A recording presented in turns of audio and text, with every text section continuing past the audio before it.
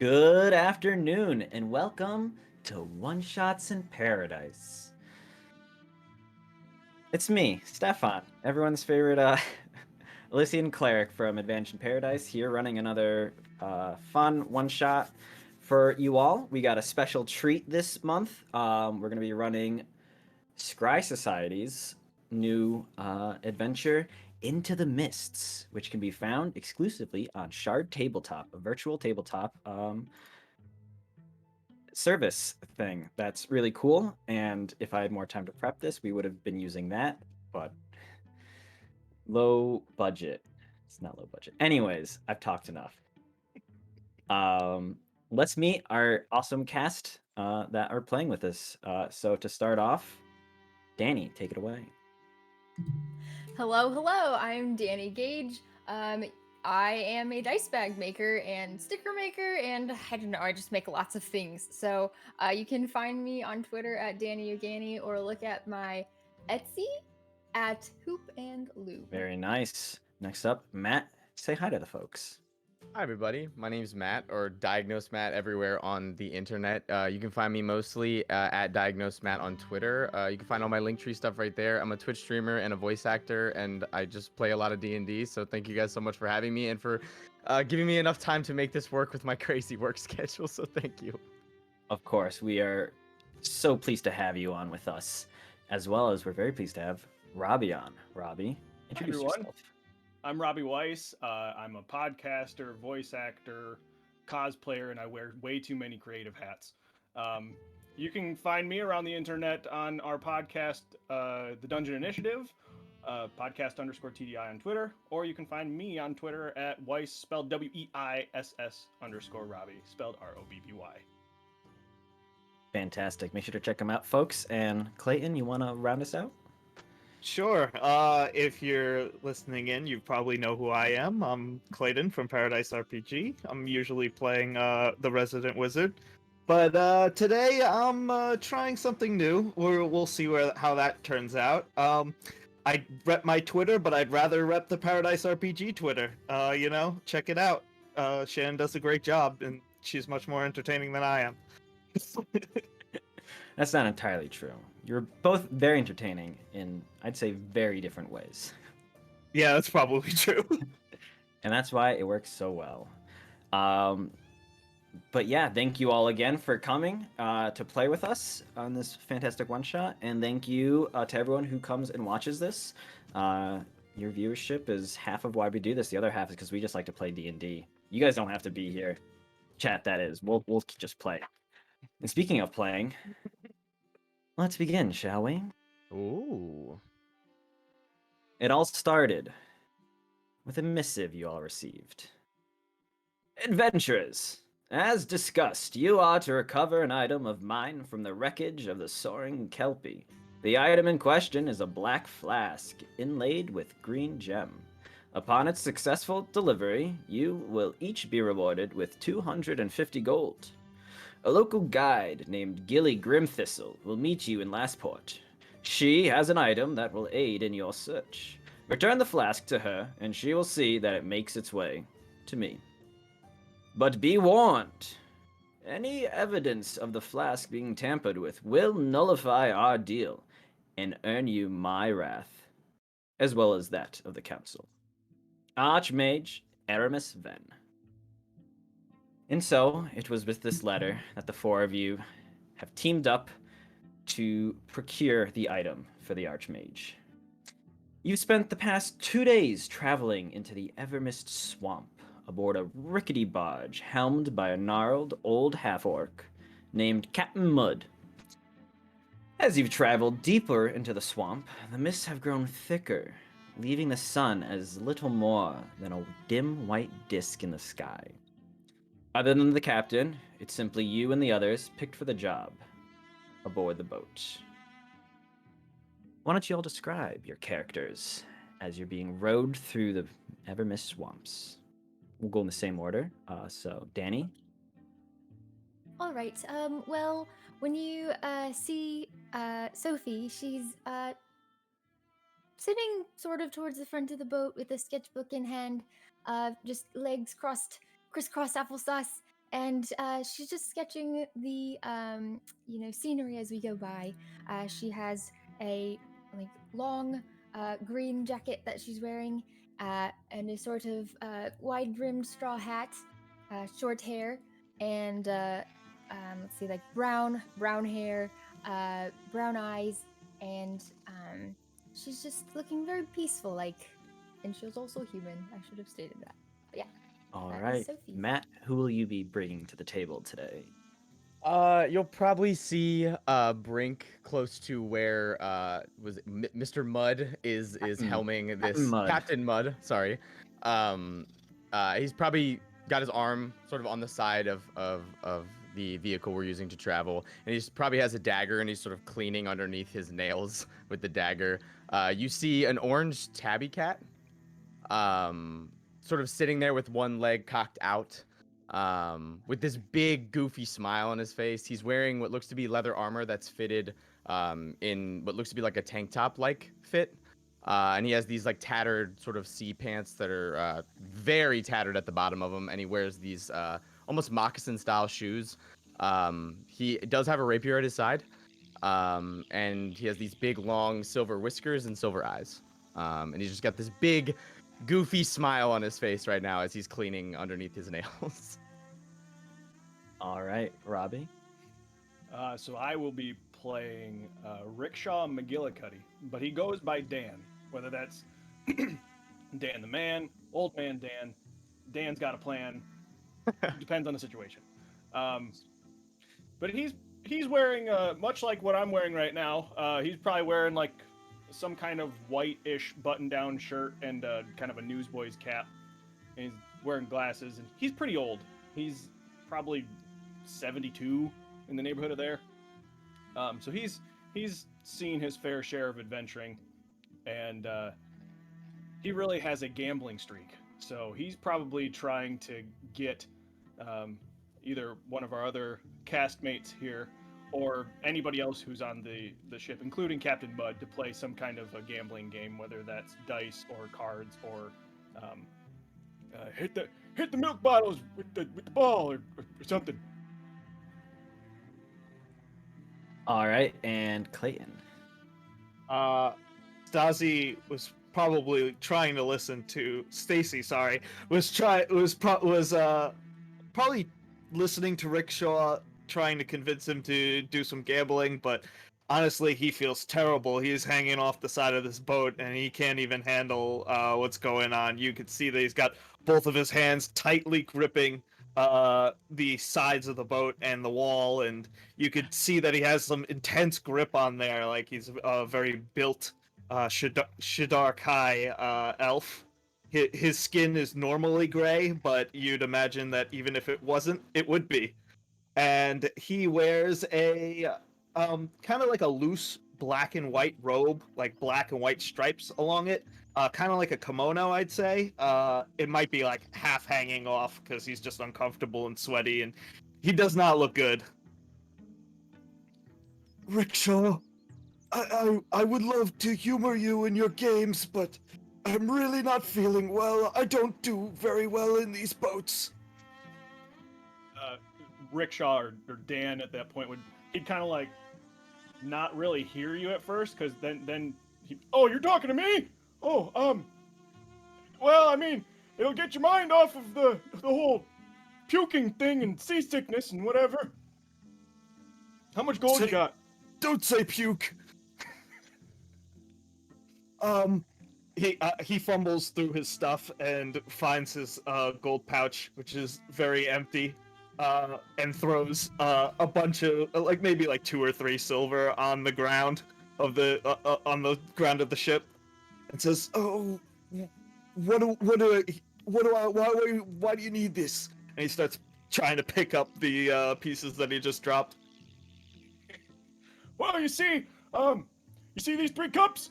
I'm gonna take this ball here and I'm gonna hide it under one of these cups, and I'm gonna move it around really, really fast. And if you're lucky, you'll win double your money if you can guess which cup it's under. No, let's go for it. Okay, here we go. And I cover up one of the balls and start moving it around a lot. Yeah, I'm gonna take forced disadvantage on whatever I'm rolling for this because like my brain is just not following the say, motion. Let's have a contested sleight of hand by Old Man Dan against a perception check at disadvantage, self-imposed for Stacy. Oh, it would have been a nat 20, but it was a 6 plus 4 equals 10. I got 11 plus 5, so 16. All right. So as far as you can tell, Stacy, you have no idea which cup the ball's under. Stacy falls onto the ground sideways and then just reaches his hand out on the right cup. It just says, "This one," with his eyes closed. And I lift up. I don't even lift up the cup that you pointed to. I lift up another cup that definitely doesn't have the ball underneath it.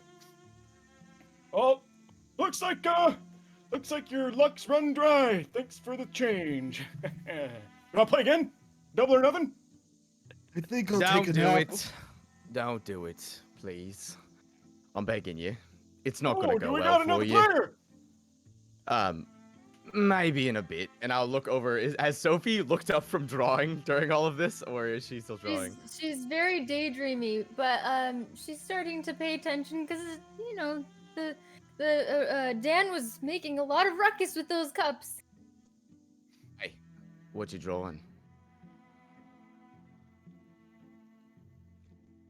Oh, sorry there, I didn't notice. Oh, I'm just drawing the scenery. It's very beautiful. For a swamp. You mind if I take a look? Oh, sure, of course. Here you go. And she'll pass it up to you. He's just sitting there. That big, stupid smile has not left his face. Even watching all of the puking and the gambling. Gives it back to you. It's fantastic. Oh, thank you. I'm not the greatest artist, but it gives me some peace to relax. Looks So back towards Dan. It's the left one, by the way. Left cup.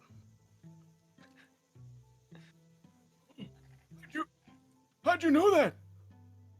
Got eyes in the back of me head. And I'll go back to picking my nails. I love it. So as the four of you are getting to know each other, you would notice off in the distance of the swamp a hulking creature draped in moss-laden fur walking past the boat as Captain Mud rows it on four long spindly legs with a single large glowing yellow eye. Captain Mud. What's that creature over there? Marshwalkers. Don't mess with them, and they won't mess with you. Are they dangerous? They can be, but they're, more docile with us folk of Lastport. Serve as type of defenders for us. And as the boat continues to sail forward, you would start to see in the distance the glow of torchlights through the mist as the walls of Lastport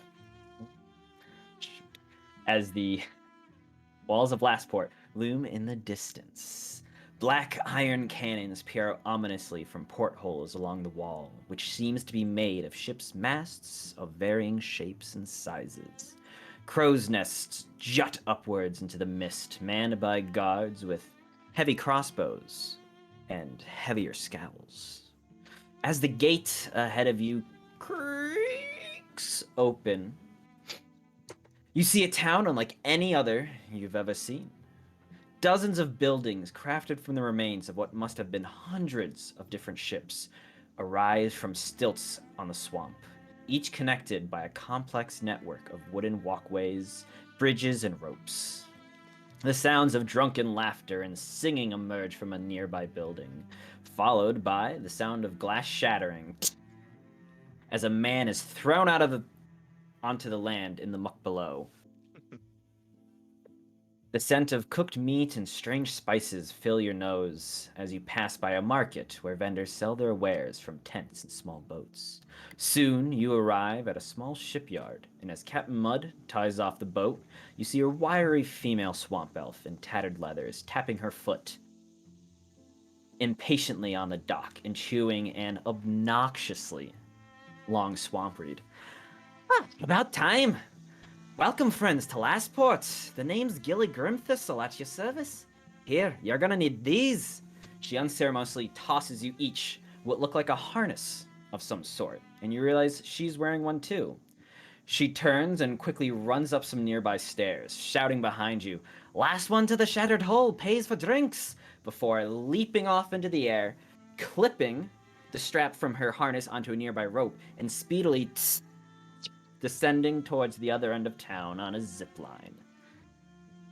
What would you like to do? Oh my goodness. I guess Well, we're that's going. all I need then. I'm gonna jump up and do the same thing. No care in the world. To get off the water. Uh. Just start putting the harness on as quickly as I can. Oh, same here. I get off the boat. I get off the boat and I instantly like start holding my back a little bit, and I'm not too good with heights. And you hear just every crick of the body and just grunts of all kinds as I'm trying to put this harness on. Oh, Okay. here, let me help you with that. No, I got I'll this. try to. Are I'm you good. sure? I got it. Okay. All right. I would say, Old Man Dan, that you could easily see a way to walk across to where Gilly has gone to, if you think your old bones might need the respite. Probably better not test it. I should probably just keep my feet on the ground if I can. Stacy looks and says, "Why don't I walk with you? It might be faster that way." Okay, come on, let's go. And yeah, Stacy just goes off on a sprint. Okay. I'm already starting to chafe with this harness thing. Here we go. And Sophie's going to use the harness to slide down, just like Brink. Fantastic. So, Brink, Cool. because you're so quick to do this, how about you make an athletics or an acrobatics check for me to see if you can catch up to Gilly? I think I can do that for you. I will be using acrobatics for sure. Oh, pretty good. 24 total. Okay, fantastic. So you see Gilly going, and you would also, being a roguish pirate, you kind of know your way around, not pirate, sorry, sailor. You know your way around, strings and sails and the like. So this might be like a familiar setting to you almost, with all the masts and everything. And you would see easy enough as you're ziplining, you can see where she's heading. You see the tavern, the inn, the Shattered Hull, and then you would see another zip line right below you, and you definitely unlatch it, drop about 5 feet, latch on again, and you zoom right to the front of the tavern. As you see Gilly a little further up from you land and look down with a scowl at first, and then a look of admiration almost crosses her face. I'm not buying drinks, that's for sure. I would like to have known that the entire time. Think of like Goofy when he goes like out of frame and he starts to laugh and howl. That's what you heard as I was on the zipline mechanic contraption. Fantastic. Sophie, you would arrive a moment later behind Gilly as she's just shaking her head in amazement. What? Thrilling. Oh, I kind of want to go again. Oh, feel free. You can I kinda zip do to your too, heart's actually. desire. I, however, need a good drink in me. As she starts to head into the bar. You know what? She makes a good point. Certainly, we could use one after all that travel. Where are the other two? Oh, I'm They're coming! And you hear going far to- off. I got a movement sorry speed of about 40 that, feet, if Dan. that helps. Oh, I Yeah, should have so- helped you. That's my fault. So Stacy is just about arrived. As you can see, the bridge that crosses over the channel you all arrived in. Old Man Dan is slowly but surely making his way. You guys really ought to learn to slow down in life. Take in the little small things. I saw 3 turtles. I won 6 gold off them apiece. Did I say So- gold? I meant You copper. certainly know how to find some gold wherever it may be. Yes, And And so- I he's apologize. definitely I a should've- resourceful one. I should have stayed by to help you. My fault. I got a little excited there. My fault. You all right? Oh yeah, I'm fine. Come Little here. chafed, First but I'm drink's good. on me. And I'll put my arm around Dan and bring him in to the tavern. Oh, right. okay then. All right. As you enter the bar, you're met by an uproarious scene of drinking, dancing, singing, and more drinking.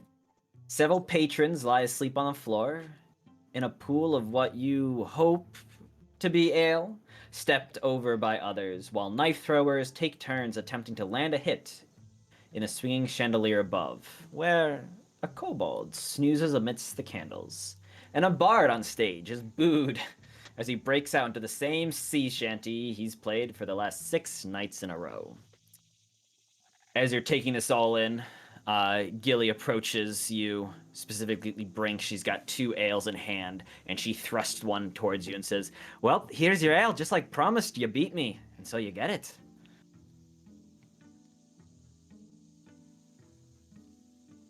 I am just dumbfounded, looking around. Oh yes, the Shattered Hull is quite a merry place. You just gotta be careful of who you talk to. Come on, let's go take a seat. Yes, And, that would be wise. Gilly leads you over into a more of a back corner, slapping her hand down on a table to take a seat. You all join her? Certainly. Yeah, As but you I'm do. eyeing very, very closely, watching the guys throwing knives at the chandelier. They're not doing too good as they throw. Might be easy marks. But as you're eyeing them, Gilly interrupts. "Now look, I know you're hired by that Ven fellow to find his magical gizmo, but it's too late in the day to head out now. So we'll leave at dawn's light in the morning. Until then," she says, waving over a server, "there's grog to be drunk and songs to be sang." Wait, no, that's not right. As a server comes over to assist the party, it's a typical halfling male that comes over and goes, "Oh, hey there! What can I get for y'all today?" I'd like a green tea if you have "A one. green tea? Yeah, I can see if we got that. Anyone else have a easier order?" He says, eyeing you with a side eye. Well, I'll take a grog. "Grog, sure thing. Something strong. Whatever you got. Oh, we can do that." Well, if tea is difficult, maybe just a water. Like a watered down whiskey or something? Just give me a grog. "You got it, boss." As he starts to leave, Gilly's, eyeing the place. She's still got her drink. She kind of motions to Brink to your drink, and she goes, "Well, cheers, right?" Here's to you. And I Clinks it. interrupt the cheers. Cheers! "Good thing." And she throws back the ale. This place is amazing. "Oh, yes, it's quite the place indeed. Always something." And at that, she's interrupted by, "Oi, Gilly! You got a lot of nerve showing up here after the mess you caused last time." You see a short, green-skinned goblin. That voice really hurt my throat. With a dirty apron steps from behind the bar where you see the halfling has been talking to him, pointing over at Gilly. Behind him, you see a large, hulking bugbear following the footsteps of the short green goblin. Right. I probably should have mentioned I was banned here. Well, only one thing to do now.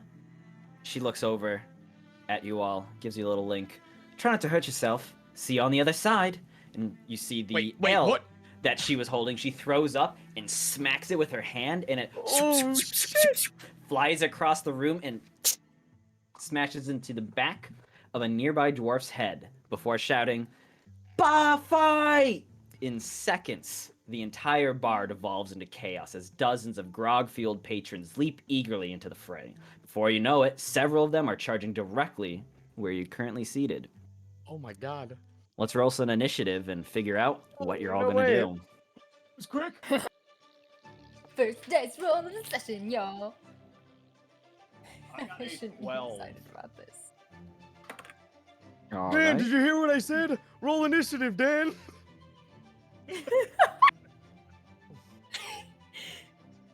Oh my gosh. 17? 17. Stacy? I got a 21. Ooh, and Brink. My dice are being very nice, and I hope they continue to be. That's a natural 20 for a 26. Ooh, hoo, hoo, hoo, hoo. All right, always quick on your feet, Brink. You see these patrons charging. It took a second to realize just what's going on. Gilly seems to be a step ahead of you, but you're able to adapt real quickly. What are you doing? Did I survey my surroundings for a second and then quickly jump up onto the table we were drinking at? Do they have like weapons in hands, or is this like legitimately a fight? No. Most patrons are simply using fisticuffs. A few are smashing bottles. A chair or two have been raised. You see one orc just having a table. Looks like he's about to slam it down on a tiefling who gets right out of the way. But there are no drawn weapons at the moment. He'll crack his neck and just kind of sit there and go, well, you know I like to take things to the next level. And I'll take my claws out.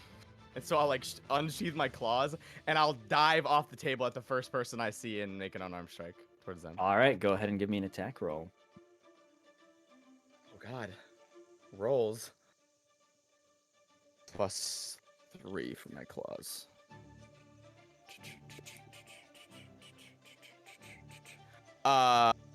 15 + 3, 18. 18. All right, you see a nondescript human male charging you, and you think he's easy background cannon as you jump down at him and claw him. Where are you gonna claw him? Oh, that's a great question. Let's say shoulder. I wanna stop his aggression. Sure. So you slash down on his shoulder. Luckily, he's wearing some tanned leather, and it cuts through the leather, barely leaving a scrape, just enough to give a nice warning to him.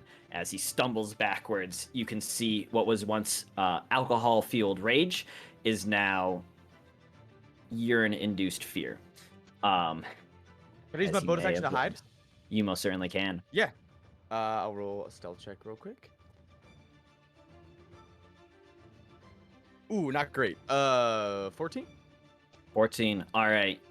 So, Brink, you think you're being stealthy, but you're just hiding under a table. It may seem like a good hiding spot, but you also kind of look like you might be a bit of a coward. I'm gonna That's stay okay. right where I'm at. That's fine. Stacy, what do? You just saw the orange tabby cat friend of yours jump down. How are you reacting? Stacy looks and shakes his head. Oh, I'm not paying for this. And he just drops the thing of grog that he got over where the tabby cat is hiding, and he's going to use a bonus action to use his blink technique, Blessing of the Raven Queen, which allows him to teleport 30 feet as a bonus action, and I gain resistance to all damage when I teleport for 1 round, as I turn into like a spectral version of myself. Mm-hmm. So I kind of just disappear from where I am and then reappear next to that bugbear bodyguard as a spooky ghost.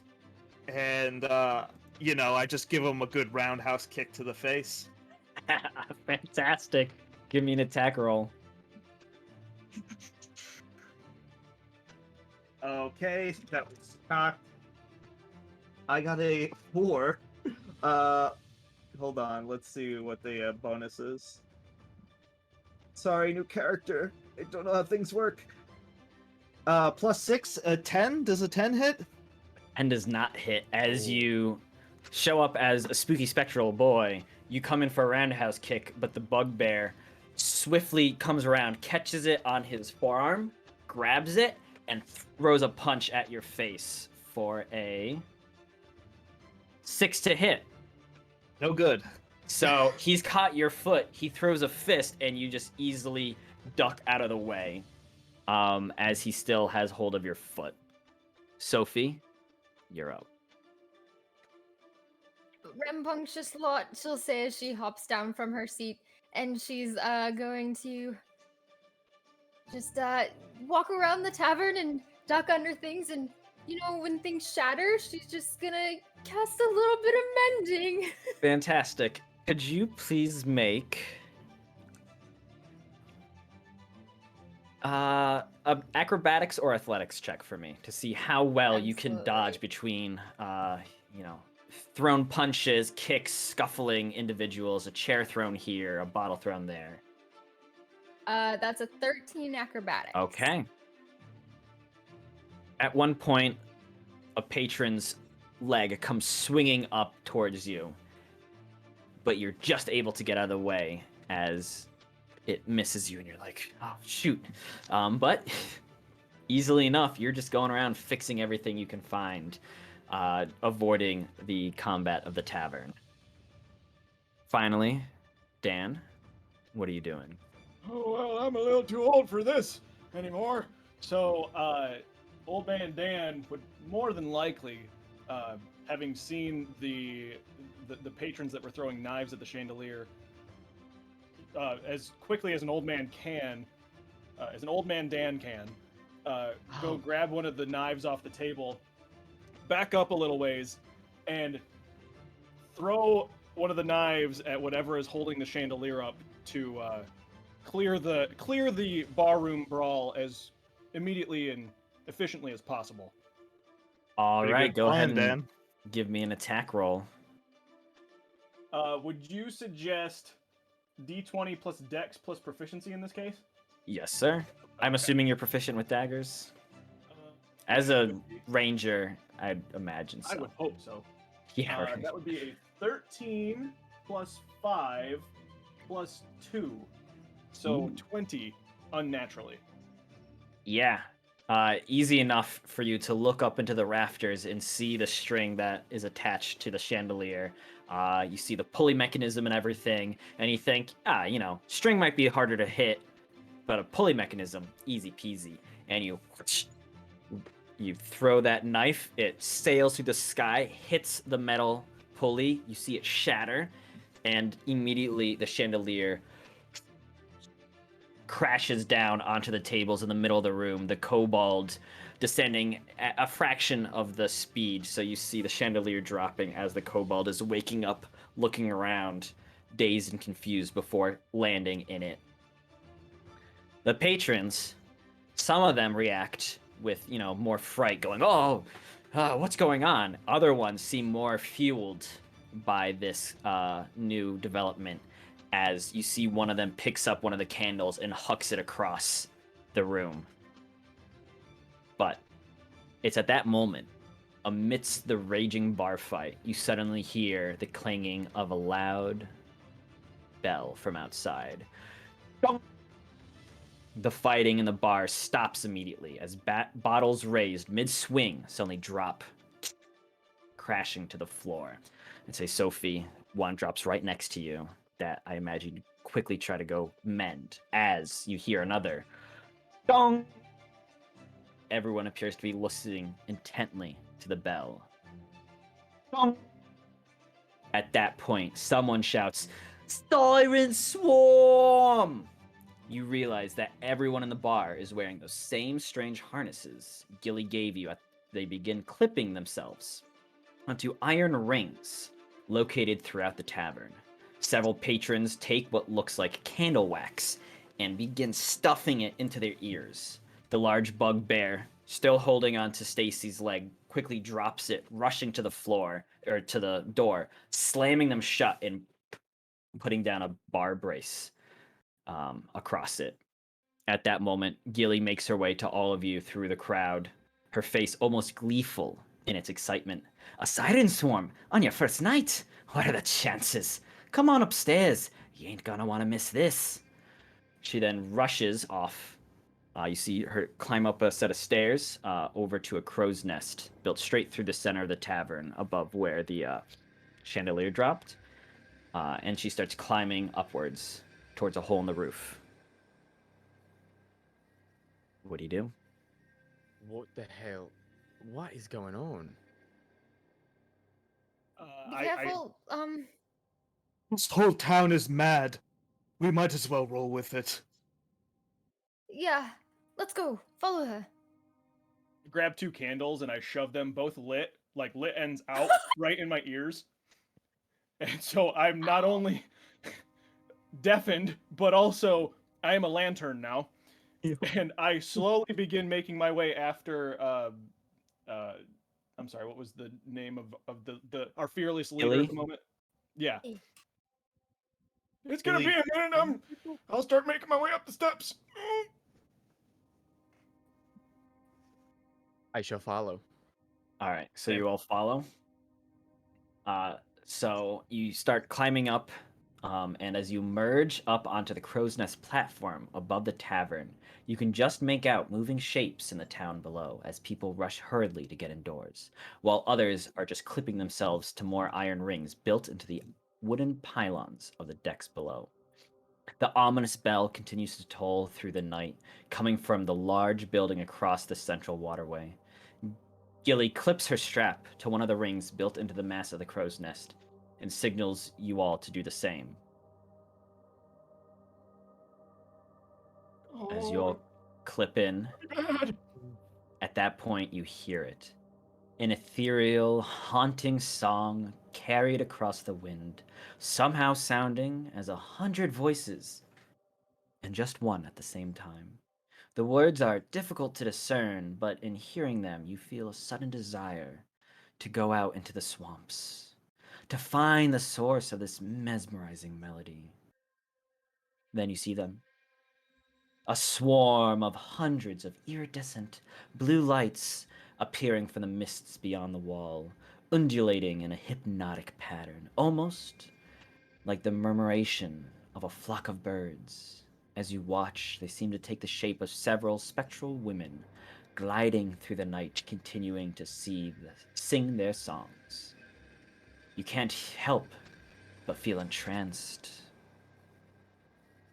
And that's when I would like you all to make a wisdom saving throw for me. Dan, you get to make it with advantage as your ears are stuffed and you can barely make out What'd you a say? haunting sound. This wouldn't happen to have anything to do with charming, would it? It would. So I Okay. guess you get advantage too. Thanks. I course. got a 14 with that advantage. Ooh. All right. Got a 21. All right. Oh, 11 13. advantage. Sorry, Brink, what'd you get? 13. And Stacy? 11. Oh, okay. So as the four of you are up here with Gilly, she looks over at old man Dan and goes, "That was quite smart of you." And she, licking her finger, puts out one of the candles, but not the other one. As she motions out to the siren swarm beyond. And as three of you, Sophie, Dan, and Brink, follow her motions, Stacy, you feel compelled. You need to go. You need to leave. You need to go out into the swamps. you start to tug on your restraint. And can you please make a athletics check for me? Sure. My queen calls for me. I must see what she wishes. I got a 14. You're sitting there, shaking, just muttering under your breath about going to answer the call of your queen, as the rest of you notice something odd with Stacy. That's when Gilly says, "The swarm! Their song! It must have gotten your friend." What? Swarm! Their siren's song has captured your friend here. What do we do then? I'm not a very big fan of radishes. It looks like the restraint is enough, but as you can see, and she motions down, and you can see a few townsfolk towards the gate where a guard has opened it, and a few of them start wandering out into the mists. Those who can't ignore the siren's call go to join them. Wait, so a guard let him out? It looks like the guard is joining them as he walks out Oh, into the mists. Damn. Hey, hey. Can I start like trying to slap? You most certainly can. As go ahead and give me another wisdom saving throw, Stacy. Same roll. With advantage, yes. This time I got a 17. All right. With the additional help of Brink's light slapping or heavy slapping. How's Brink slapping, Stacy? I think it is. I don't think it's hefty at all. It's more of like Okay. a hey, what are you doing? Wake up! Like Right. let's get this show on the road kind of thing. You feel yourself coming back as if from a dream or a sleep of some kind. What was that? What are you doing? I don't know. Something came over me. Some sort of chill. Like I needed to go into the swamps. Like it was home. Plug your ears or something. Put earmuffs or something.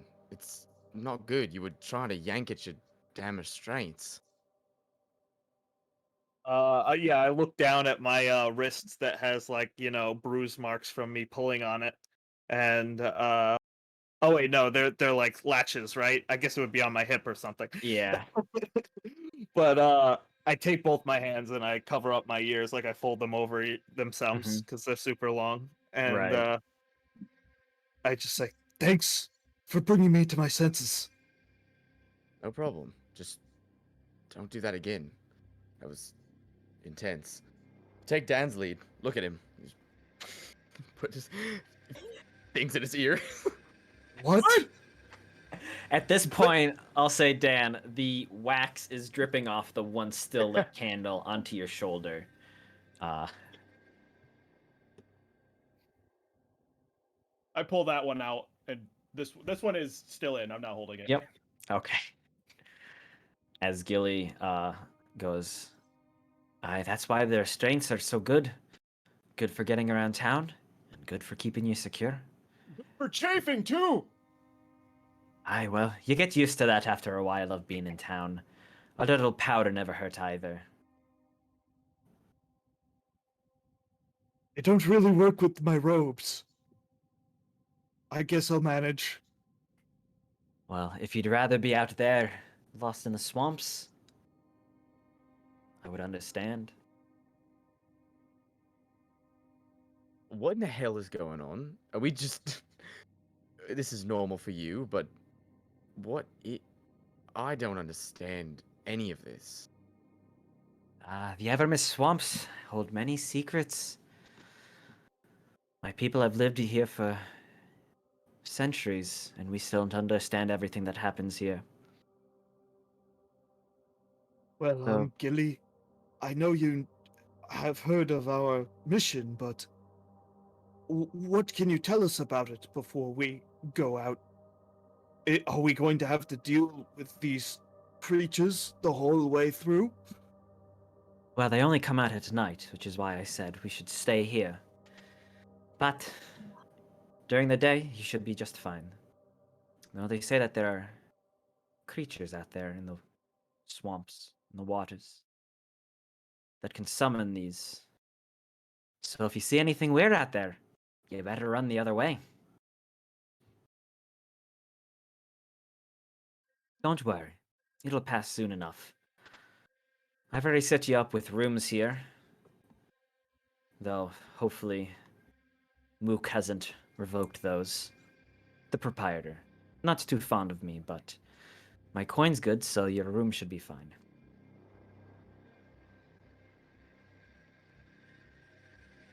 Right, well, shall we go to sleep then? Of course.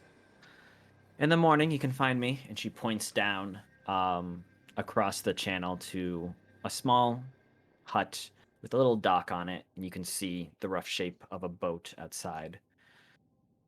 You can find me there in the morning, and we'll set off then. Until then, I like to watch them until they leave, she says, motioning to the sirens. You said they look like Quite they beautiful. look like women, Yes, ghastly, spectral women. and Dan would probably be like, "Oh, they're kind of pretty." Dan, this is Gilly.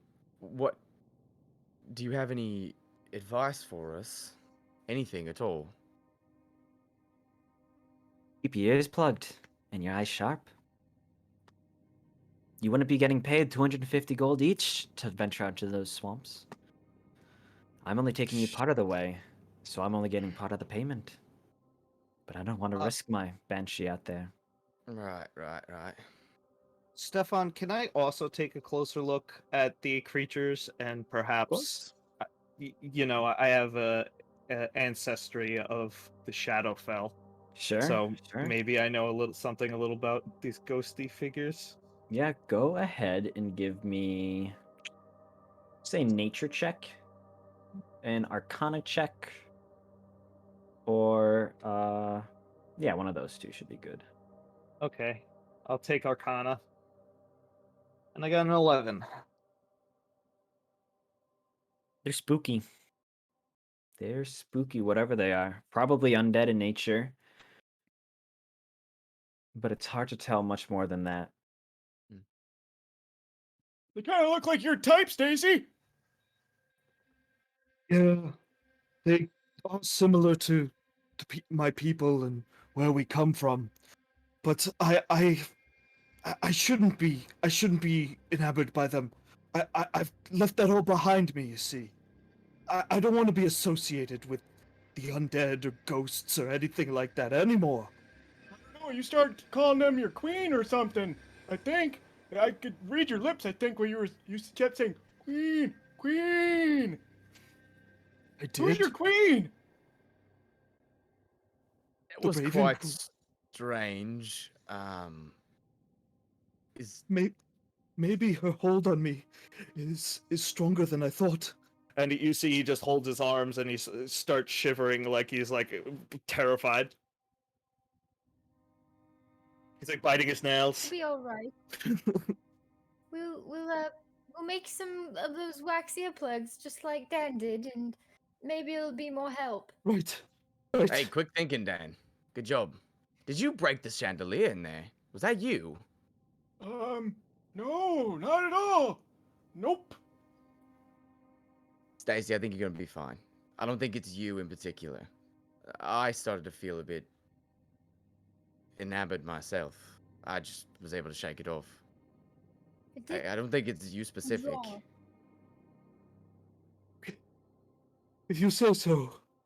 Don't worry, my friend. And I'll put my hand on his shoulder. We got your back. And at Right. that, you would notice the bell. Dong, dong, dong. Silences as you see the spectral forms in the mist receding back in. And Gilly, almost a little disappointed, unclips herself and goes, well, I guess that's the end of the show for now. Like I said, try to get up early and meet me over there at my home, and we'll set out. I want to make sure this takes one day and one day only, so we don't have a repeat of this. as she goes and descends the ladder. Is there anything the party would like to do, or shall you just go to bed? Oh, I think Sophie's definitely gonna try to make a set of wax earplugs for Of everyone course. just in case. Oh, I got So you she'll covered. pick up And a he pulls. discarded candle and Ooh. shape it. Oh, I pull the perfect. candle out, Oh, and a whole Shrek actually, moment happens. Here you go. oh, that's all right. I think that we can that one's personally fitted for you. You can keep that one. It works just fine. Yeah, it does fit pretty Thank good. you. Pretty comfy. Hey, Sophie, if you're gonna be making those damn earplugs, would you mind if you make a second set? I could pay you for them, but you, Oh, there's no need to pay for them. I did not like the way that felt. That was not fun. No, definitely not. I'll make plenty for everyone. Don't worry. All right. So the four Thank of you you. descend back down to the tavern, where you see all the patrons are slowly releasing themselves from their latches. You see the short green goblin walking around the fallen chandelier, just grumbling in goblin, as the bugbear just like sheepishly starts to pick it up and is like, "How are we going to?" But you're all pointed to your rooms where you can take a long rest. Because I would never try to take away spell slots from players in a beginning combat encounter. Oh, I would never do that. never. Who would do that?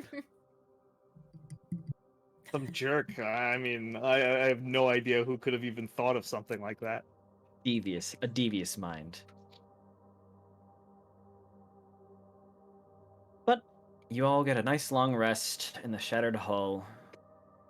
Maybe it's a little disturbed as you're trying to fall asleep thinking of those ghastly shapes and shadows in the mist.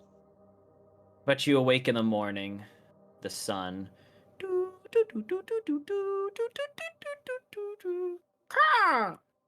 Is the sound that you hear when you awake. And unless there's anything you would all like to do you just head straight to Gilly's little house? Dan Yeah, is probably I'll pass downstairs out at about. I'm sorry. Go ahead. Oh no, you're fine. I'm just going to pass out the earplugs that I made the night before. Just make sure you have these on your person, just in case anything happens. Thank You you know, very sometimes, much. Thank even you. if it is rare, Appreciate sometimes it. we get bad luck. So.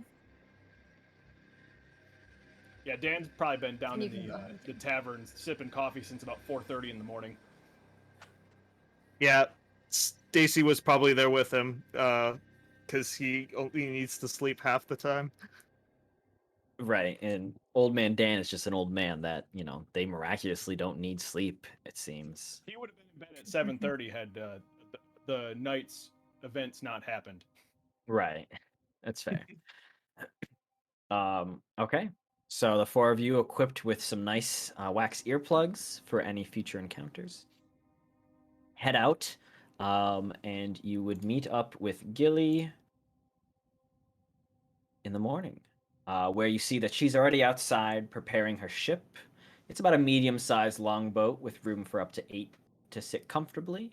You see carved into the side the name Bog Banshee, and a wooden figurehead is carved into the shape of a woman, mouth agape, as if screaming in silence. Throwing a pack onto the ship, you see she grabs a long, ornate-looking pole with a nice carved fin at the end, hopping into the boat and kind of pushing it a little, trying to get her stance on it, and goes, "I hope you all slept well." The As boat. well as I could be. Yeah, Yes. not too bad. Fantastic. Well, unless there's anything else you lot would need, are you ready to head out? I have a question. Of course. The woman on the front of the ship that you described, Yes. by any chance, does that woman look similar to the creatures of last night? No. Okay. I like where your head's at, but no. Ooh, take notes, Nick. Yes. Gilly, sorry. is there anything in this town that might be of assistance in our time here that we could perhaps acquire before we leave? Anything that could help at all? Well, Anything you can well, always see what they've got for sale over at the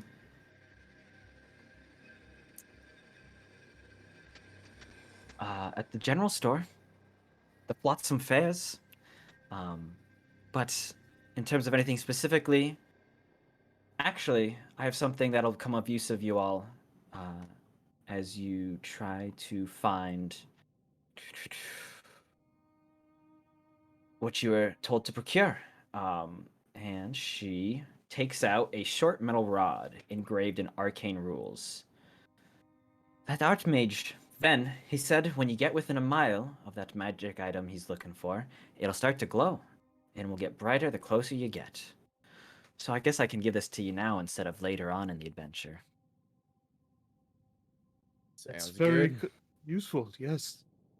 Um, do you think they sell anything for swamp boat sickness in the market? Ye old Tums.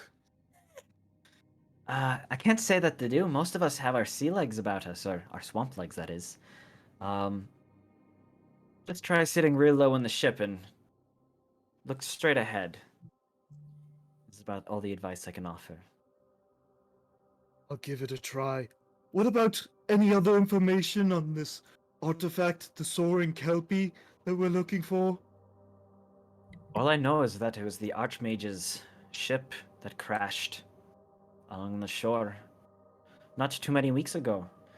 So it should still be a bit of a fresh wreck, but the swamps overtake everything that end up in them. I Past take it that, this. sorry, both. Anything about the shipwreck? What happened? Any leads on how it wrecked? They say that the same sirens that you saw call to the sailors from the shore, luring them in. Shit. Right. Right. Well, we're prepared this time, so hopefully that'll help. Exactly. Anything else? Well, it looks like we're nowhere near this thing if this thing ain't glowing. We better move. Good job, What Dan. exactly? You've cracked the case wide open, and I'm gonna jump onto the boat. You should lead the way. It's definitely not here. You know what, Dan? You're company commander now. Congratulations.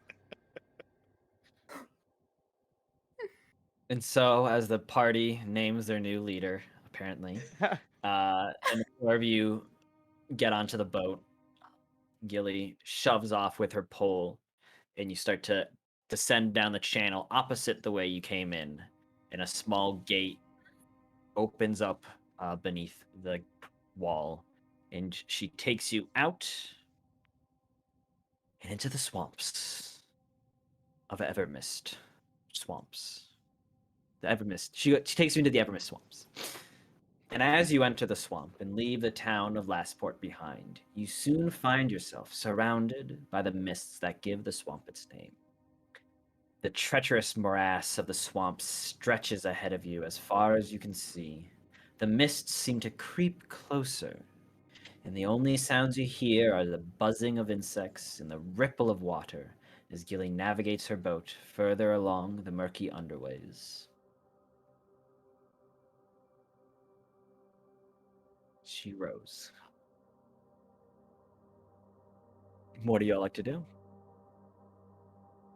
Stacy's eyes are closed and he's just concentrating on prayers, holding a holy symbol, trying to keep himself centered and entering a state of zen so he doesn't have to deal with his stomach. All right. Is there anybody else on the ship besides us? Nope, it's you four and Gilly. Stacy, we could try and keep your mind off the old stomach if you want. I still got the cups and I still got the ball. think my current method is working just fine. Plus, I'm very short on money. I'm gonna start shuffling and I pull out out of my breast pocket like a deck of cards, and I'm shuffling it just kind of to pass the time. I seem a bit preoccupied. Sophie, could you keep your eyes peeled with me? I don't like Please. being on the sea, especially with floating things that can take my mind over. Of course, I'll be looking as well. All right. So if you two would like to give me perception checks. Okay, decent at that. Not bad, not bad. 17. Uh-oh. Was that a natural I 20? got natural 20. Nice. Let's go. Plus 5. All right. So, the first few hours of the trip are largely uneventful. You simply see these large mangrove trees reaching over, just about blocking out the sun, and any rays that would come through are muted by the mists of the swamp. Again, it's just the incessant bzzz as flies come in and go. You see shapes shifting in the mists around you, but nothing approaches. As occasionally the waters ripple along the boat, but nothing disturbs you. As Gilly, eyes sharp as well, eyeing the mists, continues to push the boat along through the shallow channels between the mangrove trees. This scene reminds Dan too much from something he read once, and so he goes over to it's Gilly, right? Yes. Goes over to Gilly and gives her a coin for no reason at all. Well, thank you. Just Pockets it. don't mention it. Right. And she doesn't. Because she's a simple guide that listens to her cargo, as it were. This reminds Dan too much of the ship to hell. So read it in a book once. I'm a little superstitious. I'm a little stitious. Let's call it stitious. That might serve you well out here in the swamps. As I said, you never know what you're going to find. Few more minutes pass. It's at this, Sophie, that you see something ahead stirring in the waters. It's faint at first, a ripple here, a ripple there. But then you see a tail flick out of the water, black, scaly, before it slips back into the water. What, did you see something? Sort of tail over there. It's been swirling about, and I'll motion Gilly to kind of see where she should navigate Right. A tail. around. Shouldn't be too much. Could just be one of the poisonous snakes that live in the swamps. Seems a little bigger than that. There are very big ships out here. Or very big snakes out here. Oh, that's not frightening at all. But I'll take your word. And she starts to maneuver the ship to the right. You now see ripples coming closer to the ship. Definitely coming closer. Okay, it should be fine, she says, trying to maintain a slow, steady pace as she maneuvers the boat more to the right. Can Dan take a look at the ripples and see if they look like anything he's ever witnessed before in his 72 years on this planet?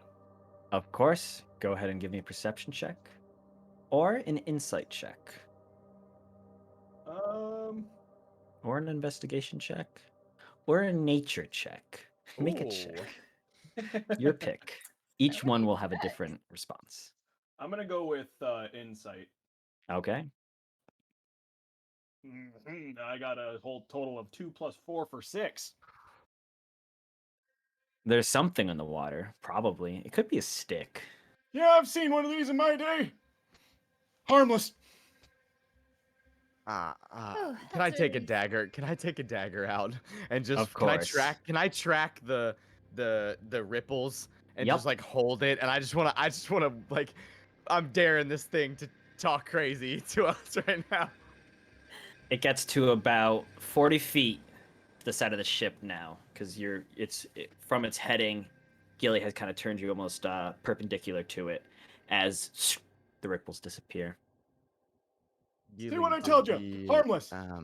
Do the snakes usually track the boats, or do they usually go their own separate way? No, they don't usually track the boats. Well, How maybe big was it's that not a tail you said? She snake says. then. This big. Oh. Stacy. Oh, Stacy just prepares for battle. He senses that this thing is close and goes to the opposite side from where it was as it went Okay. underwater. everyone, our guide said oh, so that does not bode well for us. As you're all looking to the left off the ship, it's the starboard or port? Doesn't matter. It's to the left if you're facing forward, left. Port is left, I think. Okay, the port side. You hear, we'll say, keeping those perception checks from before, Sophie first, and then Brink. The sound of dripping water behind you. Behind us. As you turn to look, you see rising out of the water the face of a black young dragon, acid dripping from its mouth, as Gilly, not noticing at first, continues to propel the boat. As you all look past behind her, it starts to rear up, and you see its chest flaring a little. You see a green light appearing. What do you all do? Oh no. Can I let the dagger go? You most certainly can. Make an attack roll for me. Before I did that, can I just say, "Hi, Gilly. Do Aye? snakes usually come out of the water?" No. And Why? And she starts to turn around.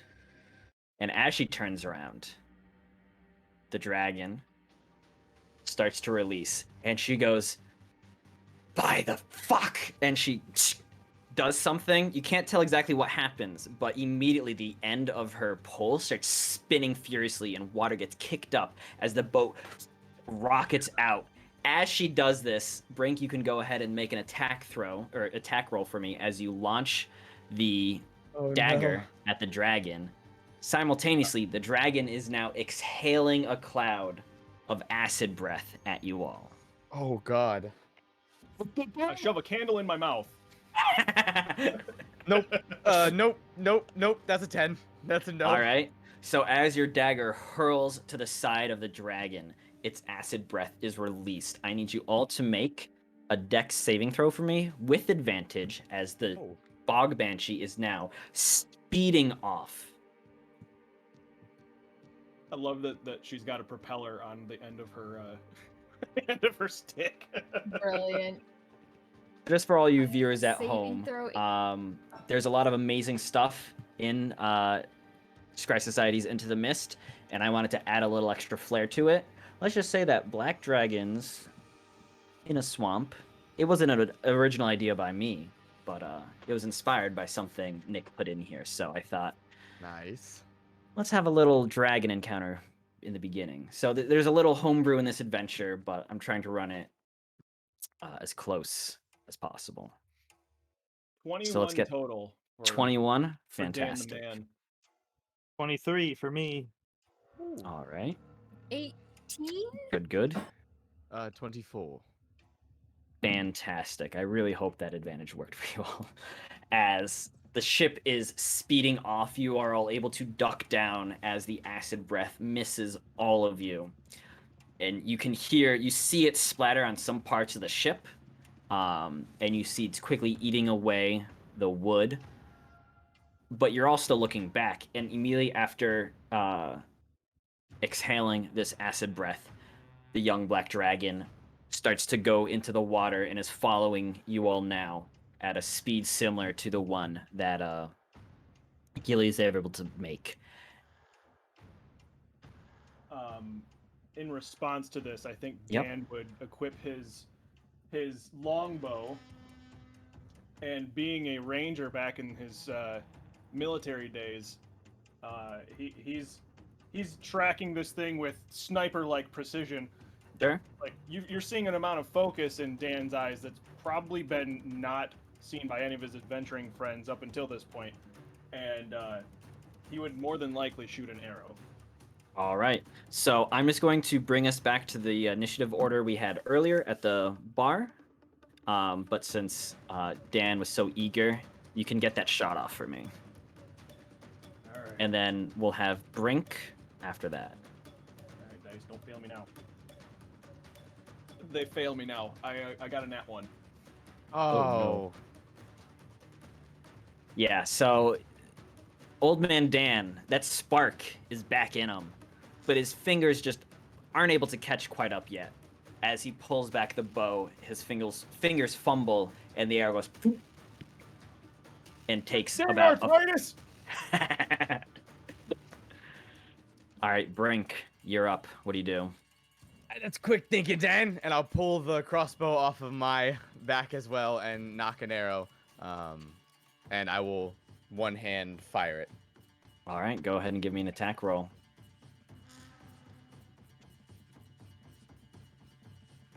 Shit, man. 15. You fire, and you hit the black dragon, but it just bounces harmlessly off its scales as it continues to swerve through the water, slowly gaining on the boat. Stacy, you're up. I pull out of my sleeve a small dart that's just like the size of a pencil, but looks very, very sharp. It's just like a black, spike, and I toss it at the creature from the back of the boat. All right. 17? Just short as your dart again hits the back of this black dragon, close to its face, but just bounces off the scales that are already starting to harden with age. It's at this that the dragon starts to rear out of the water, still speedily following you all, and does not regain its acid breath, but instead goes in for a bite at the back of the bog banshee. Gilly definitely does a quick maneuver to drift the edge of the boat around so that the dragon misses its bite and continues to speed through the swamp. Sophie, you're up. Well, it isn't gonna work. Let's try it, and I'll try to reach within and feel for the vines and the weeds that are in this swamp, and use them to wrap around it and cast Entangle. And so it needs to make a strength saving Fantastic. throw. Ooh, Very well. 4 plus 4 is 8. Okay, so it works. Okay, okay. So it is restrained. All right. Yes, it is restrained, and it can use its action to make a strength check against my spell save DC to free itself. All right, fantastic. As you all see, Sophie, how do you cast this spell? Oh, I just close my eyes and I reach my hands out, and I feel just for the life of the plants that are in the this swamp, and as I reach out to them, they almost reach up out of the water like my fingers, and they wrap around the dragon and And try as it to keep starts it to in get their grasp. restrained, the dragon roars out in anger. Roar! I'm not gonna do the voice. As you've restrained it, Gilly continues to maintain her course as she goes off. Do you guys want to keep hacking at this thing? Or I guess back at the top, Dan, you're up now, as you've seen your companion restrain it with vines, though it is thrashing about in the swamp waters. I have a question. Of course. Do I know anything from my 72 years on this planet about black dragons? Yeah, probably. I'd say that you definitely know that they're immune to acid damage. Okay. And that they are very good swimmers. They can breathe underwater. And that they're dangerous. AF, fam. So I don't know of any weak points per se. Go ahead and give me a nature check to see if there's a weak spot. 14. 14? I mean, it's fairly common knowledge to people that know dragons that their underbelly is usually more exposed. The legends go that they used to coat them in gold, but that's just a legend. Dragons would never take their hoard out into battle. The underbelly, does that include the part that glowed when it was getting ready to do its breath? Yes. Okay. I'm going to attempt to shoot another arrow through the arthritis pain. Of course. And I'm going to aim for that spot that once glowed. All right. 17 plus 7 makes 24. Oh boy. Yeah. Even though it's thrashing about, the fact that it's in the same spot, and now that your fingers have gotten kind of remembered the feel of a bowstring between them, Yeah, my first one's always rusty. you launch off an arrow. It sails through, and you see it pierce right into the chest of the restrained dragon. Go ahead and roll some damage for me. That would be 1d8 plus 3, so 4 plus 3 makes 7. All right. So you see that pierce its chest as it roars out in anguish. Anything else? Just a quick yes! Yeah, I still got it! All right, Brink, you're up.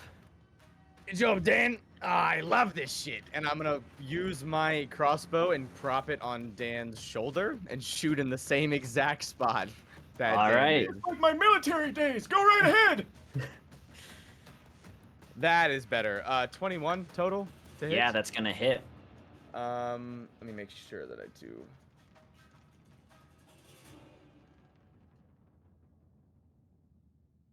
Sorry. You're all good.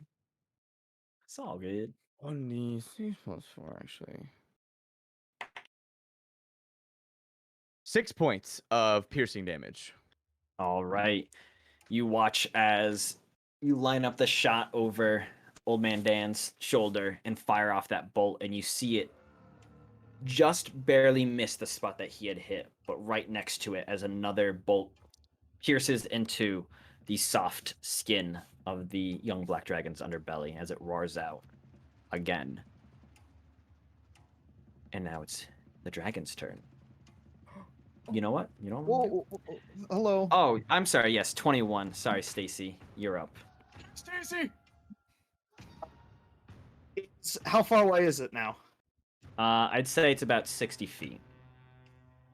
I don't want to throw a disadvantage, so instead, What's your range? it's 20 feet and then 60 at disadvantage. Okay. Yeah, it's definitely not 20 feet. I instead take a length of rope and I tie Okay. it to the end of a spear. Okay. So if it does get close enough, I have something I can do. All right. Fantastic. Is that all you're gonna do, Stacy? I think, can I ready an action, or is that? Of course. Yeah. All right. Then yeah, get ready to chuck the spear at it when it gets close enough. All right. So, on its turn, the young black dragon, you can see, writhes about. What's the DC on the vines? 13. It spreads out its wings, and you see the vines kind of break off of it as it starts to shrug off the rest of them and using its hands, legs, it starts to surge forward through the water. As you see its neck coils back, and you see in its chest that green light start to appear again. However, there's 2 projectile points lodged in its chest. And as you see that green light start to shine up, you see it almost pierces through, and you can see the acid start to dribble out of its wounds as it, confused and kind of frightened, rears back, flipping over so that its whole underside is exposed as you see the acid that it once expelled from its breath starts to bubble over onto its own stomach. It quickly rolls over and starts to slither off between the trees, retreating from this encounter. Nice. Hey, good shot, Dan. Good job. High five there. What's your name? It doesn't matter. And I'll give him a high five.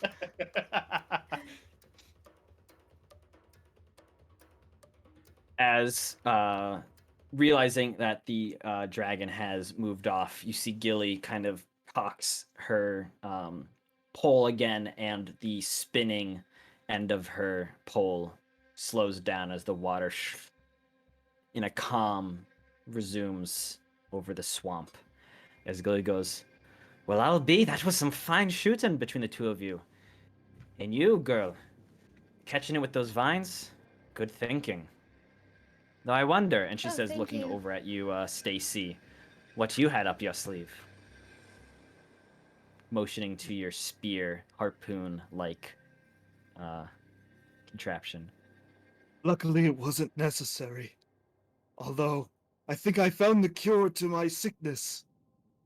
Immediate Oh. danger? It'll do Aye. it most of the time. That was an interesting spell. We both missed before you were able to get that thing tied down, so thank you for that. Yeah, back in my day, I was able to hit a moving target, but today's not my day. Well, hopefully that's the worst you'll see within these swamps. I didn't realize there were young black dragons this far out. A big snake, Gilly. That's what you're going with. A big snake. Look, I never said I was the best. Just That's fair the enough. best around. Let's hope it doesn't come back, huh? Indeed. And she continues rowing you all as you get deeper into the mists. And that's where we're going to take a quick break, everyone. As our party has just successfully warded off a young black dragon attack. Evading danger. For now. All right. So we're going to take a quick, 5-minute break, Sean? 5? Yeah, we'll take a 5-er, all right? So everyone, Ivor. get a drink, get a snack, make some popcorn, do whatever you have to do, and join us as we return into the mists.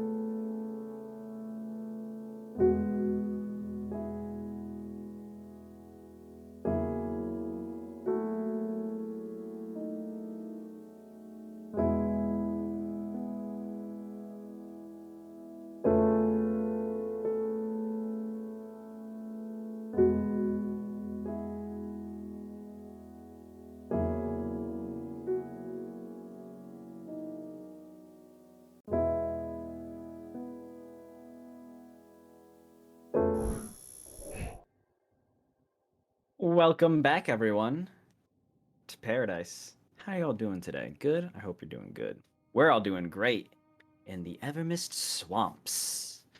Ooh. Where our adventurers just managed to outrun a young black dragon using some clever tricks and some well-placed shots. Now, Gilly, the swamp elf guide that has brought them through the swamps, pulls her bog banshee up to a plot of land. Here, the trees are a little closer, the water's more shallow, with more landmass walkable. As she pulls up, you hear the of the mud of the swamp scraping against the keel of the boat, as it were. I think it's called the keel. I could be wrong. Probably should have researched this. Doesn't matter. Sounds good. Thanks. As she secures the boat slightly, she says, "It's only about 3 miles to the shore from here, but I ain't taking the bog banshee a foot further. Keep your eyes peeled and your ears bent. There's all sort of dangers, as you've already seen, that make their homes closer to the sea. I'll wait here till you get back, but I'm not risking my gills but for so long. So I'll give it about 6 hours before I head back to Lastport. Capiche? Oh, don't forget that magic item I gave you to find. It's like a dowsing rod, yeah? Yes. Oh yeah. And is it lit up at all or glowing at all? It's still not glowing. I can definitely say it's not here. Right, as I said, it'll be when you're within about a mile of the item, it'll start to glow and lead you to it. Ooh, that's a long walk. It's only about 3 miles to shore, and from there you should be within a mile of it easy. Hey, Gilly. What happens if we get caught up? We get the item, we come back. No boat. Is there any way to contact you? Or are we just you know, Dragon bait. that too. Well, if I'm not here with the boat, then I'm surely dead. And if you aren't back in 6 hours, well, I'm sorry to say you're most likely dead too. Unless any Enough of you for have me. some magics, like a message or a sending spell. I got not for you. No, not Oh, me. no. I got you that coin. How about an extra hour? That's fair. I'll wait 7 hours then, but not a lick of time more. Yeah, we'll do it in 6. All right, let's go. Here we go. Stacy's already off the boat. And you see, pulling up her pole into the ship, Gilly sits back, throwing her feet up over the side as she continues to chew on the obnoxiously long swamp reed. As the four of you enter into the mists. I just like saying that. It's such a cool. It It's, sounds so good. It's really Name. good. It's really good. It's the name of the thing. So, the four of you enter, heading due west, the direction Gilly pointed you, saying you have 3 miles before you reach the shore, and the dowsing rod should lead you the rest of the way. Stacy's As- taking the front. oh, Just yes. keeping an eye out for danger. Yes. So if you guys want to give me a marching order, sounds like Stacy's in front. Go next. All right. Sophie follows. I'm more than likely following up the rear just because I'm slow. Okay. I can go behind Sophie just so that we have a good set of eyes in the front and then a good set of eyes in the back in case we lose Dan. Sure. You got that set of eyes in your back of your head. Right. Just try to stay close, yeah? Watch your I'm feet. doing my too. best. All right. So if those of you that are looking want to give me a perception check, Ooh.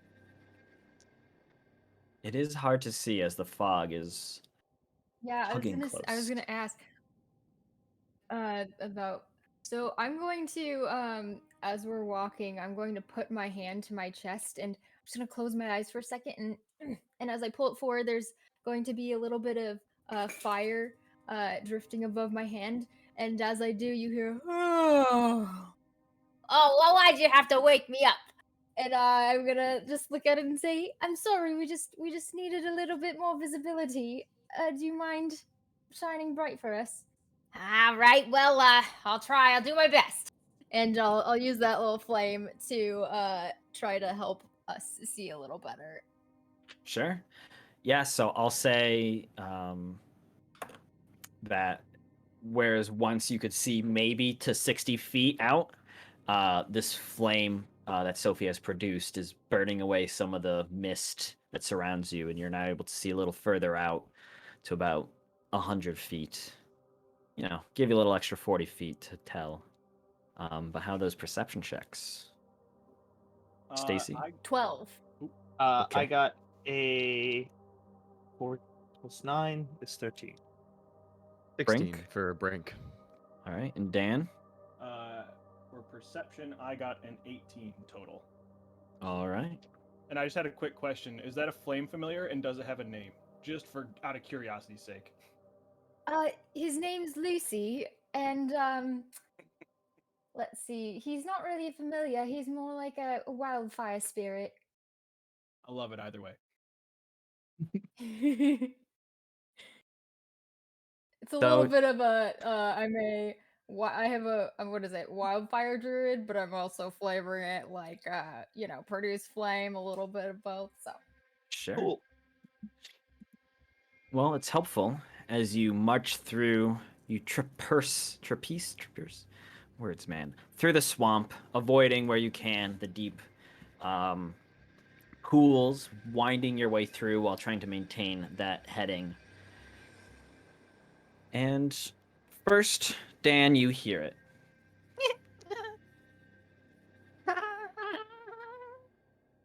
Is that me? Do I got gas?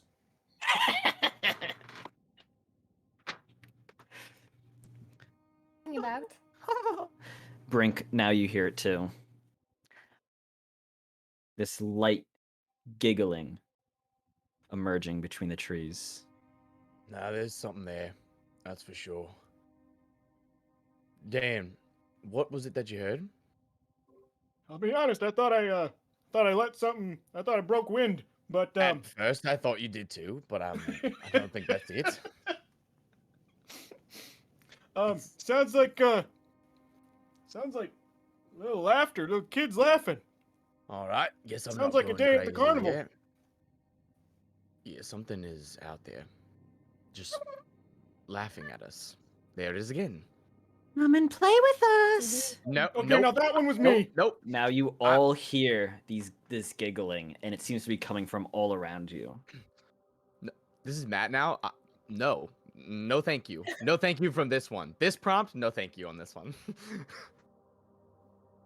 Stacy pulls out the spear that still has the rope attached to it and is just Sure. holding it over his head. Dan takes this as an opportunity to actually break wind. Lucifer is just gonna be like, well, that's really unsettling. I really don't like that. No, I really don't either. They're trying to surround us. Let's pick up the pace. Are they Come and behind find us? us. All right, we've got to get the fuck out of here. I'm getting.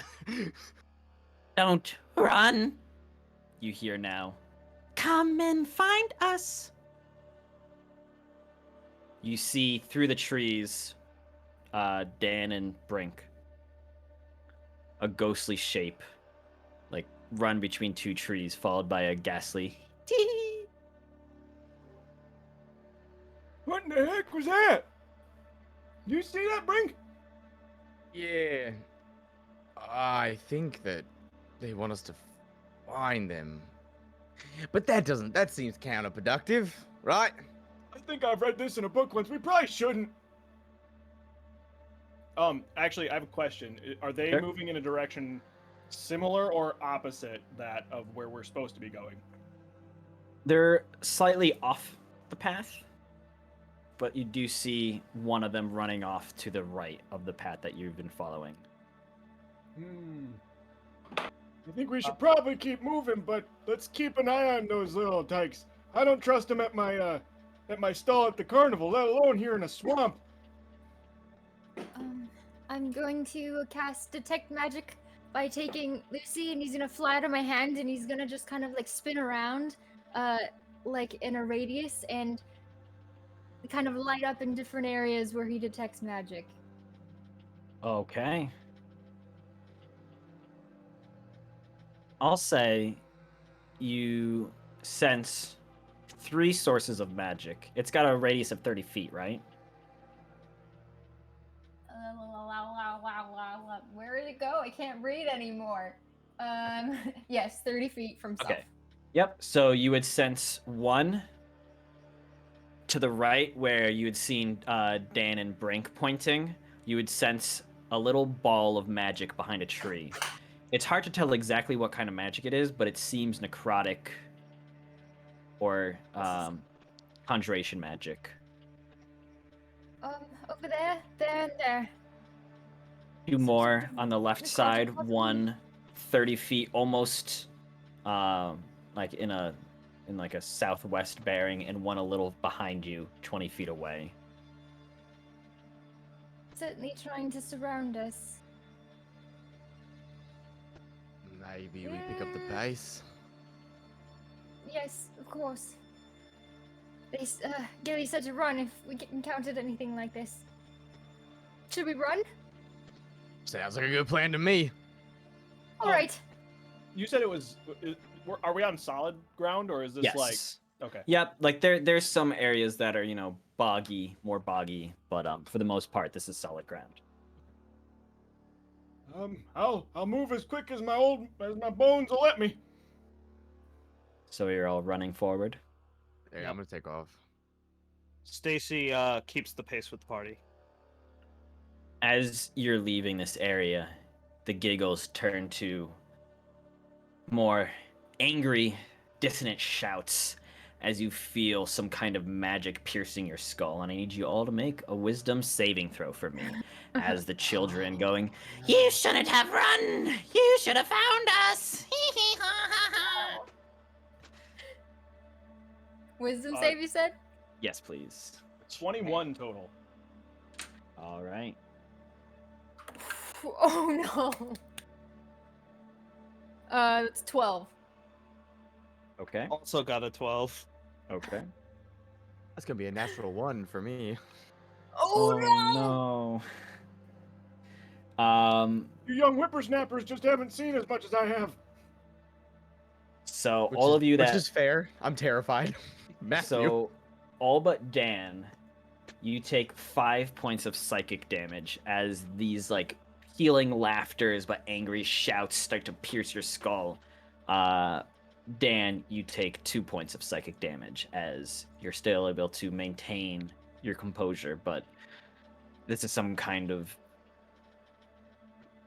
not ancient magic. It's some kind of magic that is still affecting you. Is it necrotic damage? No, it's psychic damage Damn it. as Okay. it pierces your skull. Stopping you all for a moment, but you continue to move on, and the laughters and the shouts fade into the mist. As you guys just lost a game of hide and seek. Or hide and shriek. I don't know if I wanted to win that game. I always hated the little kids that came to my my stall there at the carnival. Dirty It's rotten. Dan's spoiled. mortal enemy, children. Those meddling kids. Get off my lawn! All right. As It's you like, continue quick to it. through the swamps, you spend about 10 more minutes walking. I think a little more careful now, after encountering that strange little game that you passed through. It's here that you see through the mists. Stacy, since you're in the lead, I'll say you see it first. You see a hut to the right, and from it, a dock extends out into a watery part of the swamp where there's no more land. And sitting at the end of the dock, fishing rod in hand, is a large, cloaked humanoid figure. What would y'all like to do? Love to stealth off the rip. All right. Yeah. My God. Stacy looks back and whispers to whoever's next in line, which I guess That would be is Sophie. Yeah. put that light out. Oh, I don't know who that is, but someone's in front of us, and I don't trust anyone in this swamp. should we all try to be sneaky then? Worth a shot? All right, certainly try. All right. So you may all roll a stealth check for me.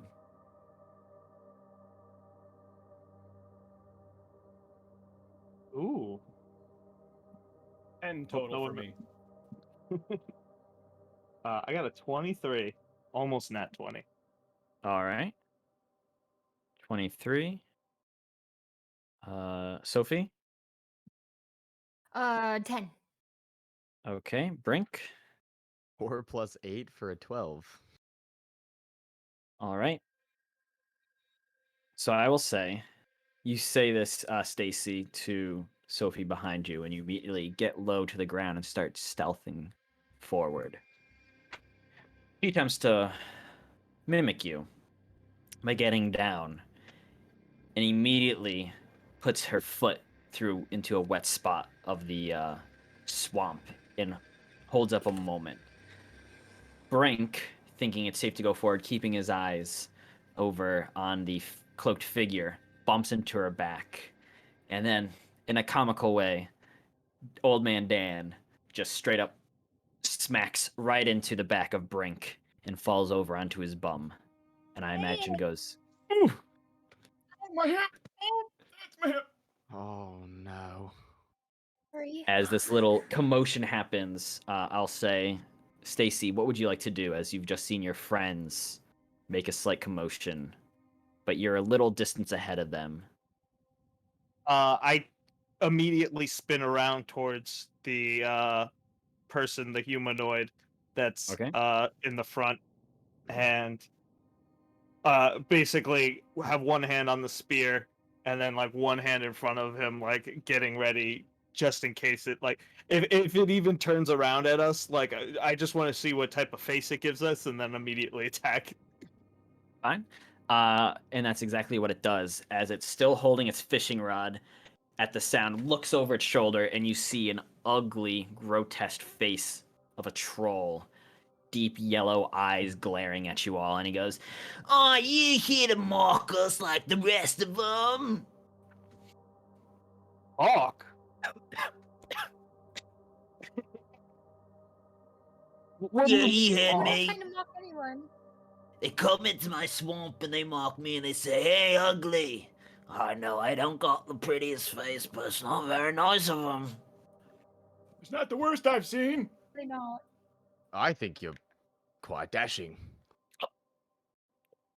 Oh. At this, the troll is lost for words. I had a. Who are you folk? What are you doing in my swamp? Here to recover an item of great import from a shipwreck that seemed to be nearby. Do you know anything about it? Oh, shipwreck's off on the shore. So you're not here to mock me then? No. No marking here. You see, he gets up from his seat on the dock and he holds a long walking stick. And using it to like get himself further up, he starts walking down the wharf towards the four of you. Well, I don't tend to stray too far out from my hut, but I know that if you keep heading that way, the way you seem to be going, should only be another 10 minutes. Make an You insight folk check. Oh, insight? Yeah, sure. Go ahead. Yeah, I was just Ooh. it was it to Brink. This was a very quick change in behavior. That's not terrible. 16. 16. He seems to be telling the truth. The way that he was so quick to ask if you were there to mock him, and then the fact that you called him a rather dashing individual. You saw even from that distance a glow to his face that's still kind of lingering, and I'll say even Brink, he's kind of looking at you with a little twinkle in his eyes as he approaches. Do y'all do anything?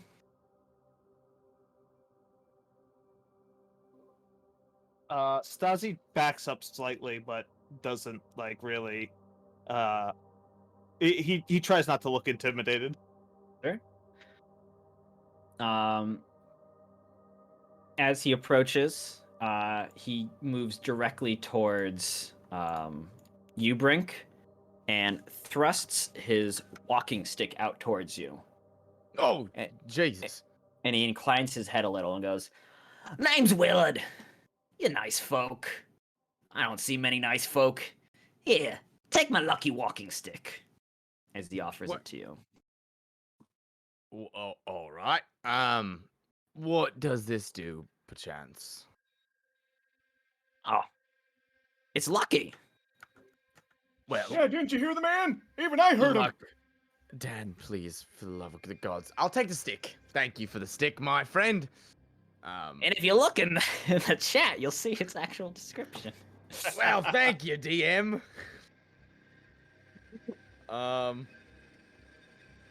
Y'all seem like a good lot. Willard ain't seen too many good folk. You make me happy. Just out of curiosity, have you seen a guy around here named Shrek? Shrek? Yeah. He comes by every once in a while. He's a right arse, that one.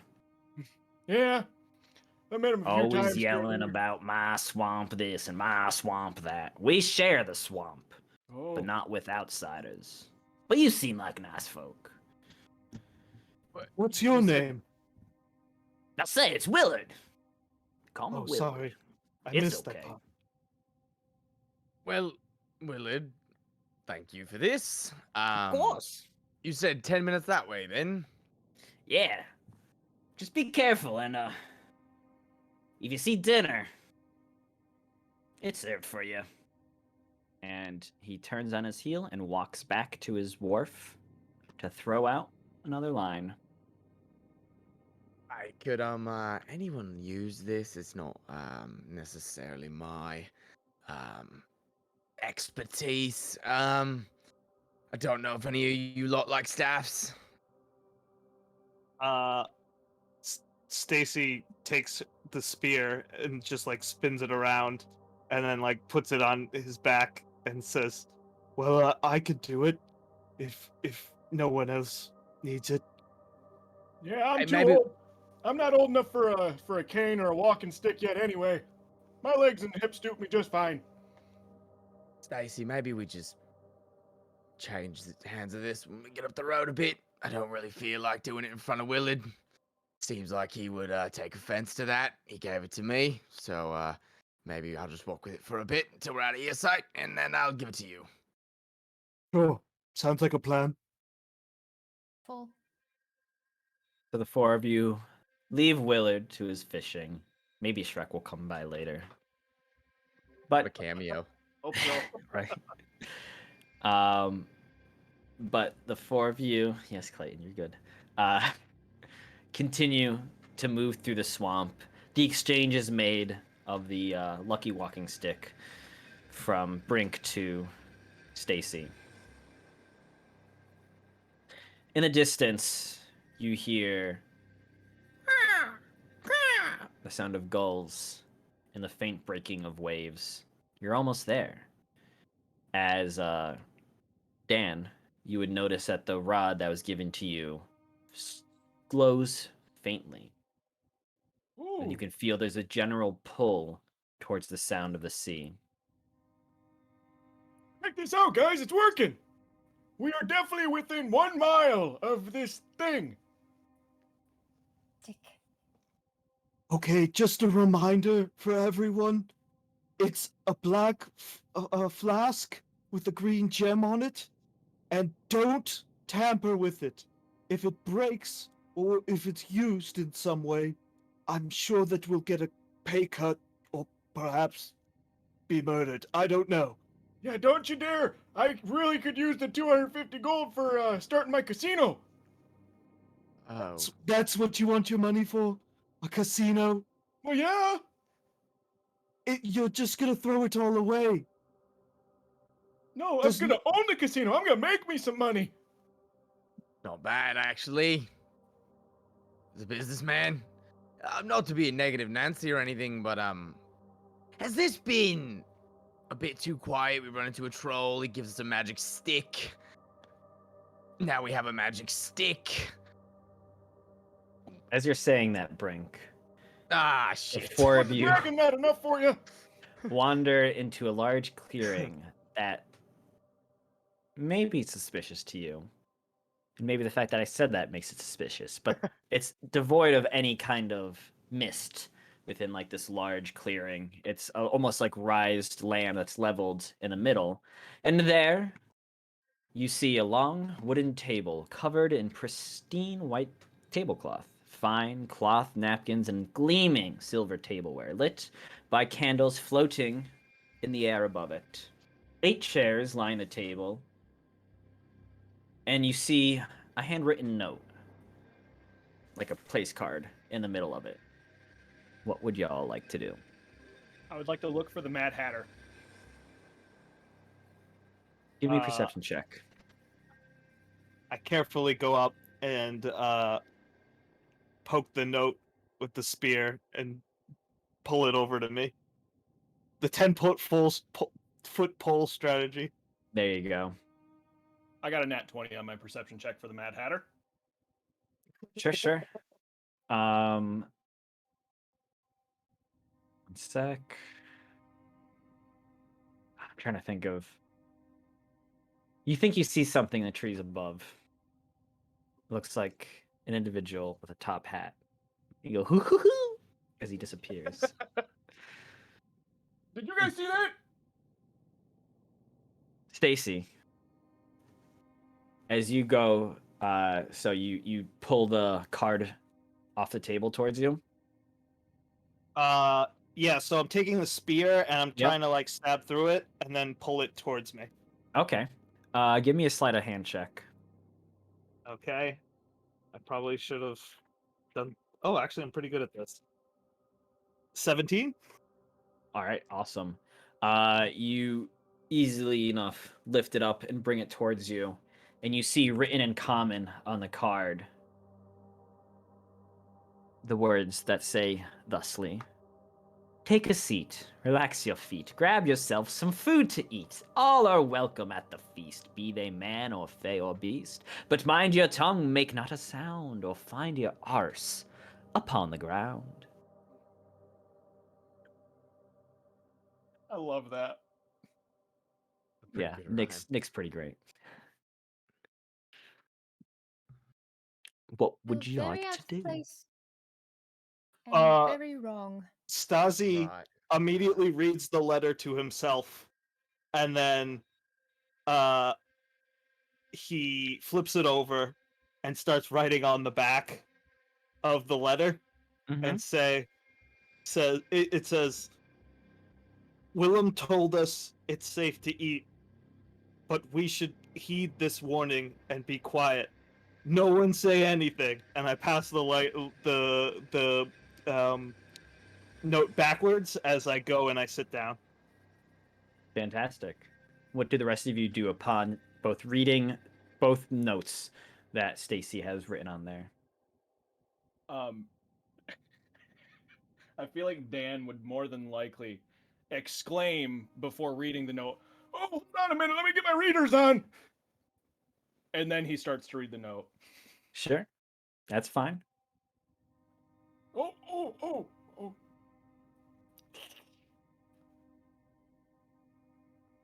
So Just Stacy has taken a Um, seat at the table. Do the rest of you? Yeah. I'm gonna give Brink a very nervous glance and follow suit with Stacy. Yeah, I will reciprocate the glance and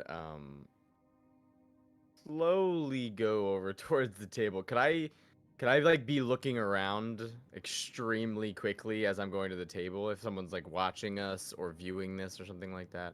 Of course. Make a perception check. 16. Nothing seems out of the ordinary besides, the nicely made made up dinner table. But no one's looking at you, no figures in the mist. That figure Dan saw was probably just a figment of his imagination that the DM thought would be fun to give for a natural 20. And But- Dan says in his head to himself, "Damn, I really thought that was something." But the four of you sit down at the table, and immediately you see a magical feast appear in front of you. The first course that you see laid out on your plates is a nice salad with a swamp honey glaze over it. And there's a basket of bread. They look like breadsticks. Never-ending breadsticks at Olive Garden. Oh no. Not the Olive Garden breadsticks. As I assume you all start to eat, I need you all to make a stealth check for me. As you try to maintain your composure and be silent. And by that look, I can tell silence is not exactly Old Man Dan's strong point. I would say no. Yeah, that's a net one. All right. I got a 14. Okay. 9. 24. All right. Brink and Stacy, you're very careful in using the salad fork to, even though it's crispy lettuce, you're able to mask the sound by chewing with your closed mouths. Dan and Sophie, however, make a little more noise. And because he's already made this joke, as he's reaching for one of the breadsticks and he's leaning over, Old Man Dan breaks wind, and it is very loud.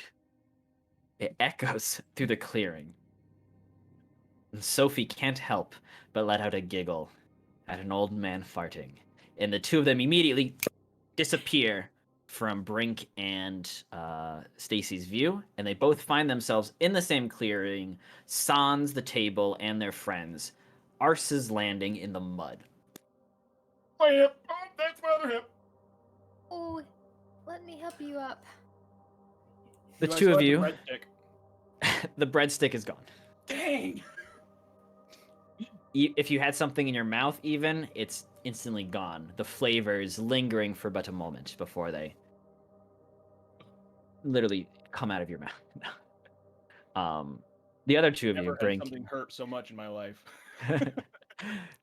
Brink and Stacy, maintain your composure at the old man's gas and finish your first course. If you had any diseases or poisons affecting you, they're all now cured. As you finish the first course, and immediately the second course emerges. You see a large honey-baked ham with mashed taters next to it. Some nice green beans with some sweet potato mash as well. There's some corn, even though corn likes corn. Maybe you mix it in with your taters, precious. Go ahead and give me another stealth check Oh god. as you start to carve the ham and spoon out potatoes. I got a nat 20. Oh. Plus 4. I got a 22 total. 22 total. All right. You both, it's eerily quiet as the two of you eat, looking across the table at each other. Slightly worried about your friends, but assume that they're probably safe as you continue to shovel food in your mouth. Stacy's just been consumed by a competitive nature and just wants to outlast his partner. Both of you gain 10 hit points to your maximum and current. So your max Ooh. HP goes up by 10, as well as your current. This lasts for 8 hours, but I don't think you'll be here much longer than that. As you Cool. finish this delectable meal, and by the way, this is some of the best food you have ever tasted. Like, if you'd ever gone to a royal court, it rivals those. And then it all disappears, and a third course takes its place. You see a large lava cake, molten fudge dripping down the sides, 2 huge bowls of vanilla ice cream flank it, and a jar of sprinkles are in the middle as well. As I need you to both make me another stealth check, as you slice yourselves nice big pieces of the lava cake, the gooey chocolate melting down the side as you... I'm really hungry now. I was gonna say, I thought they were gonna make this harder. I was expecting Yeah. something crunchy for dessert. Now, this is just what I would like to eat later, so I'm describing what I will go out and purchase. Well, I did great once again, 23. Fantastic. The 19. All right. The 2 of you consume the dessert. It's delectable. The most sugar you've probably ever consumed in your life, unless you consume a lot of sugar. And you know, you both have advantage on all con saving throws for the next 8 hours. As you Cool. finish the meal, you use the napkins to wipe away the fudge. Not all of it, though. As the table disappears and both of you return to the clearing, your 2 friends, looks like they had just fallen into the muck themselves. Where did I go? Well, Thank Well, that was surprisingly delightful. No, Sorry, you buddy, guys I fell on missed my out. ass. I mean, I feel fantastic. Where did you guys go? What? Did you just get here? We just fell down. And then you fell down. And I'm sorry, I'm very confused. What was very pleasant? I haven't We lost my had- damn breadstick. We had a full course meal, and It was fantastic. Sure you're not dreaming that up. That wasn't enough time for that much food. it's definitely strange, but I feel much stronger than I did before. I think whatever Wilhelm told us was the truth. I'd say that even just when they would have appeared, Sophie, you would notice like a almost faint glow to them, and maybe that detect magic still lingers a little bit. Not the full effect of the spell, but you can tell that they've been almost magically enhanced by whatever they've consumed. Oh yes, I can see now. You do look a little better.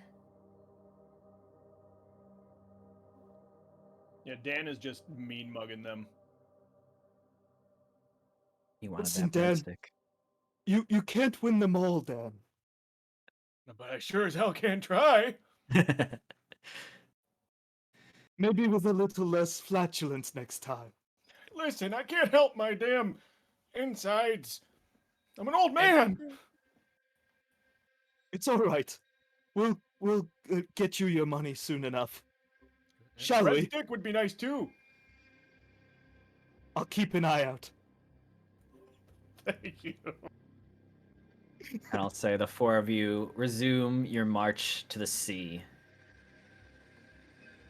As ahead, you hear the sounds of waves lapping at the shore, and the smell of salt pervades the air.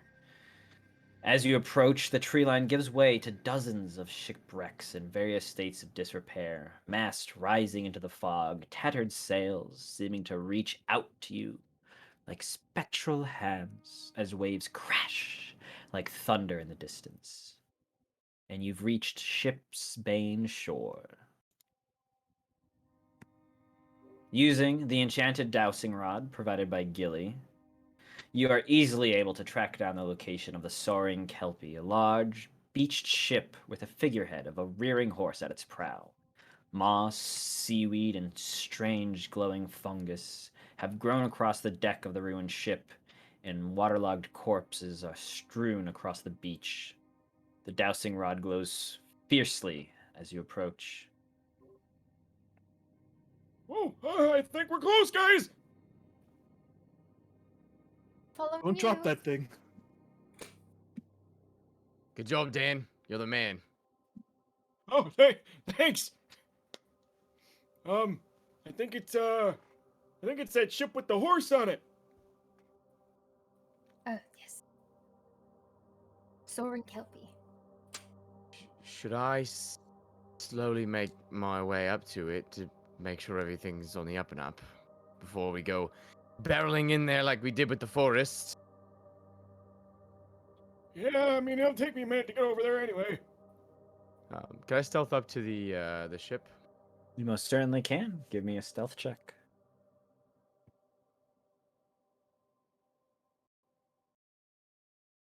That's 2 plus 8. It's a 10. All right. God.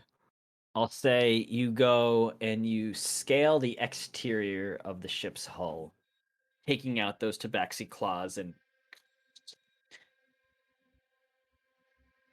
raking them into the wood as you climb your way up. It's not the most subtle way, but definitely the quickest way. As you Can I, scale aside. I'm Yes. sorry, go ahead. No. I was just gonna ask if I could make like a perception check to kind of gauge the footing, or my own footing, to walk the most carefully and not sink into the sand or into the water. Or, Of course. Go ahead and give God me a forbid, fall perception and break check. my third hip.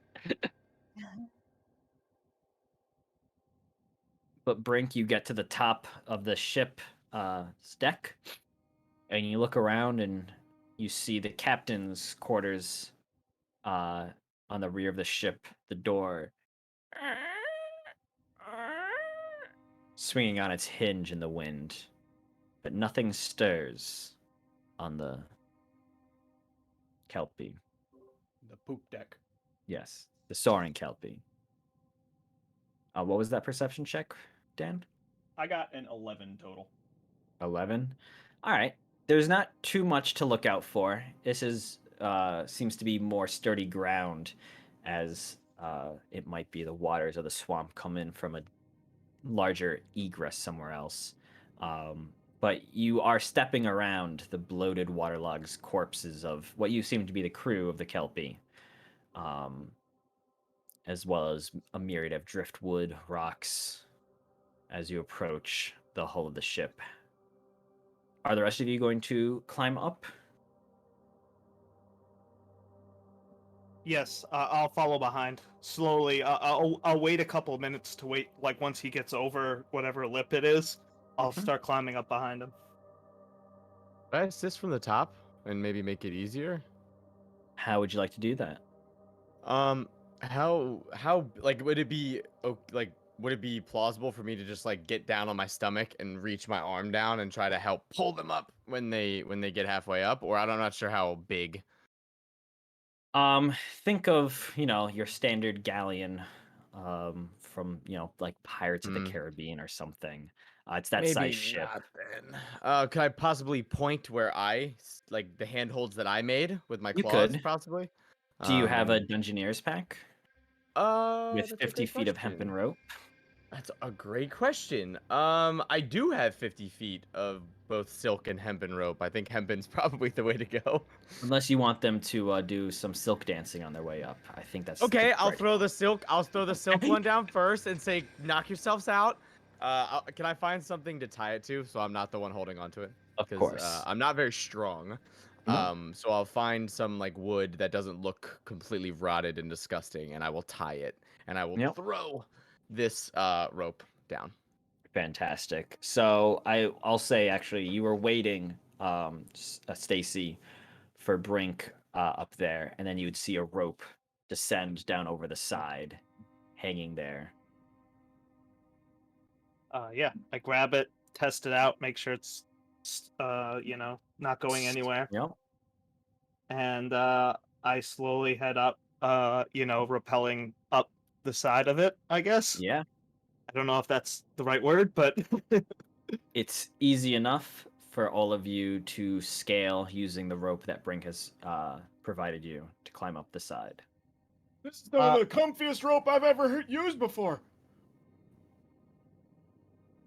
Yeah, I was gonna say maybe like I use the manacles or my own set of rope to like make just like secure us a little bit more, just so nobody falls. Like we already have harnesses on, so I just like wrap it up to the rope that he had already set up. Totally Sure. forgot I don't about know. our harnesses.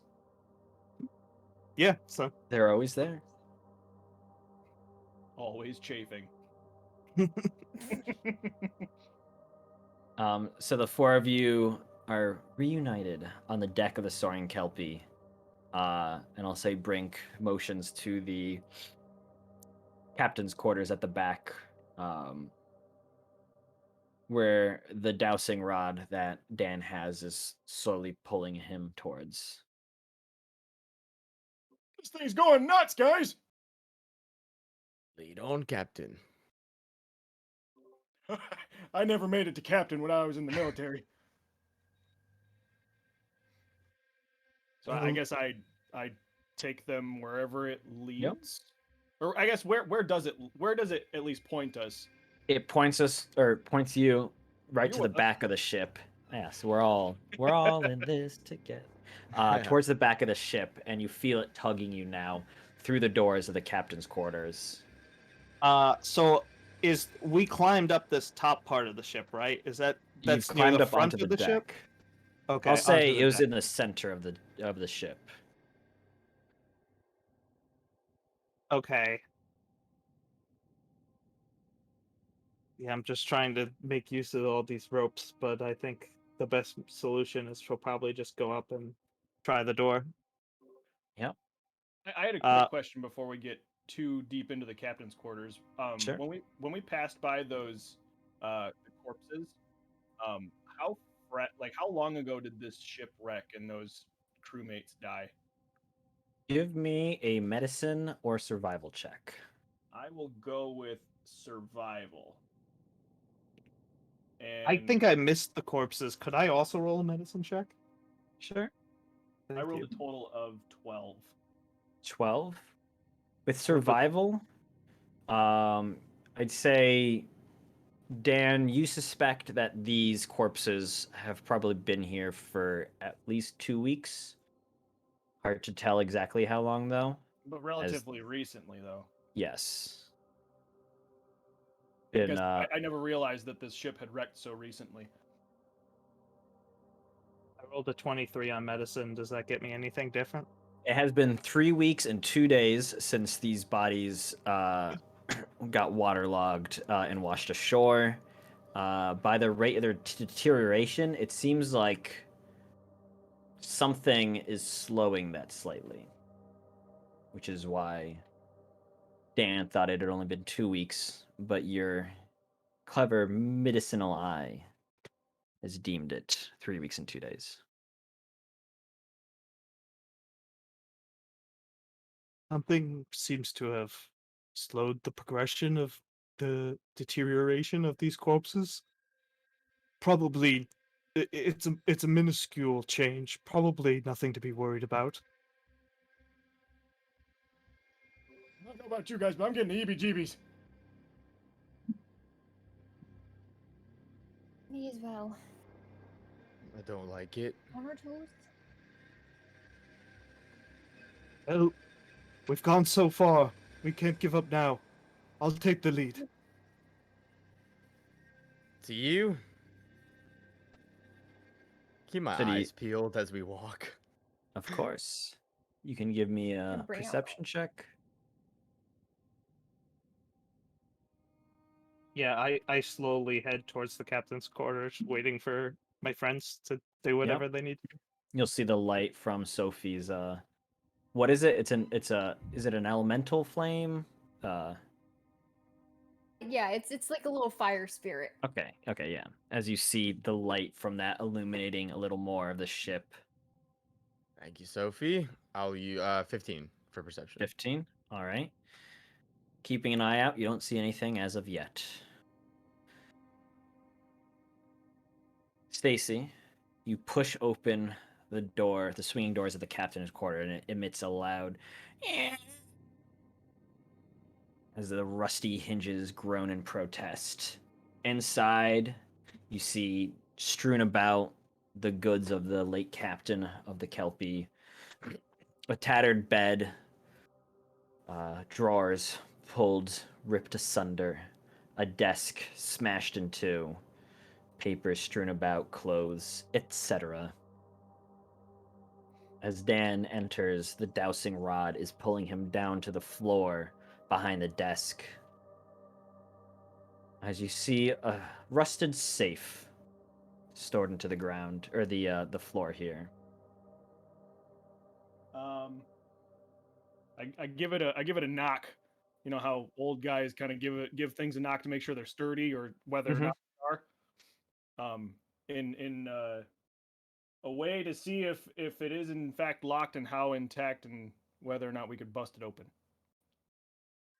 You hit it, and there's a faint hollow ring to it that lets you know it's one hollow. There's something in there, and two that it's metal. Well, Dan, is it locked? and I give a tug on the unlocking mechanism or the handle or whatever.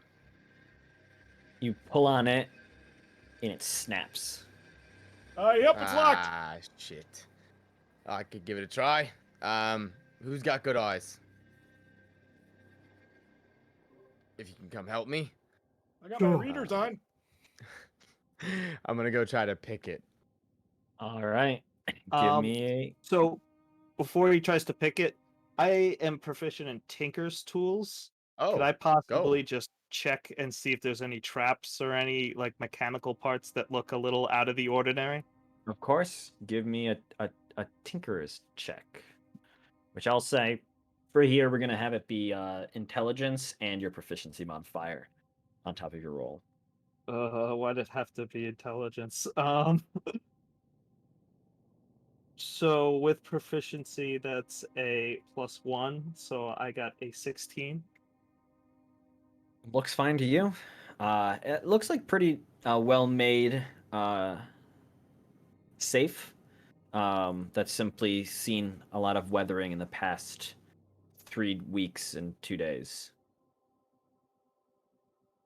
But it doesn't seem Seems to be rigged or anything like that.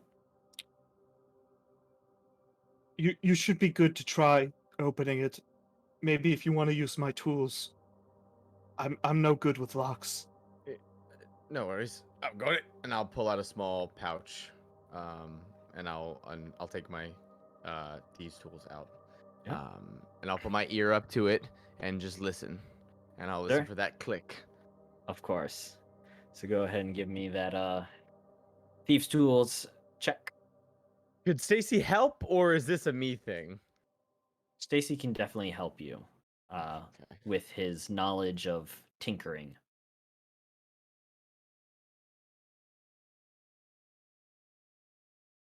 19 total. 19. It's swift and easy for you as Stacy points out the type of locking mechanism, and you're instantly like, yeah, I remember breaking in one of those back in Nam. And you hear it click.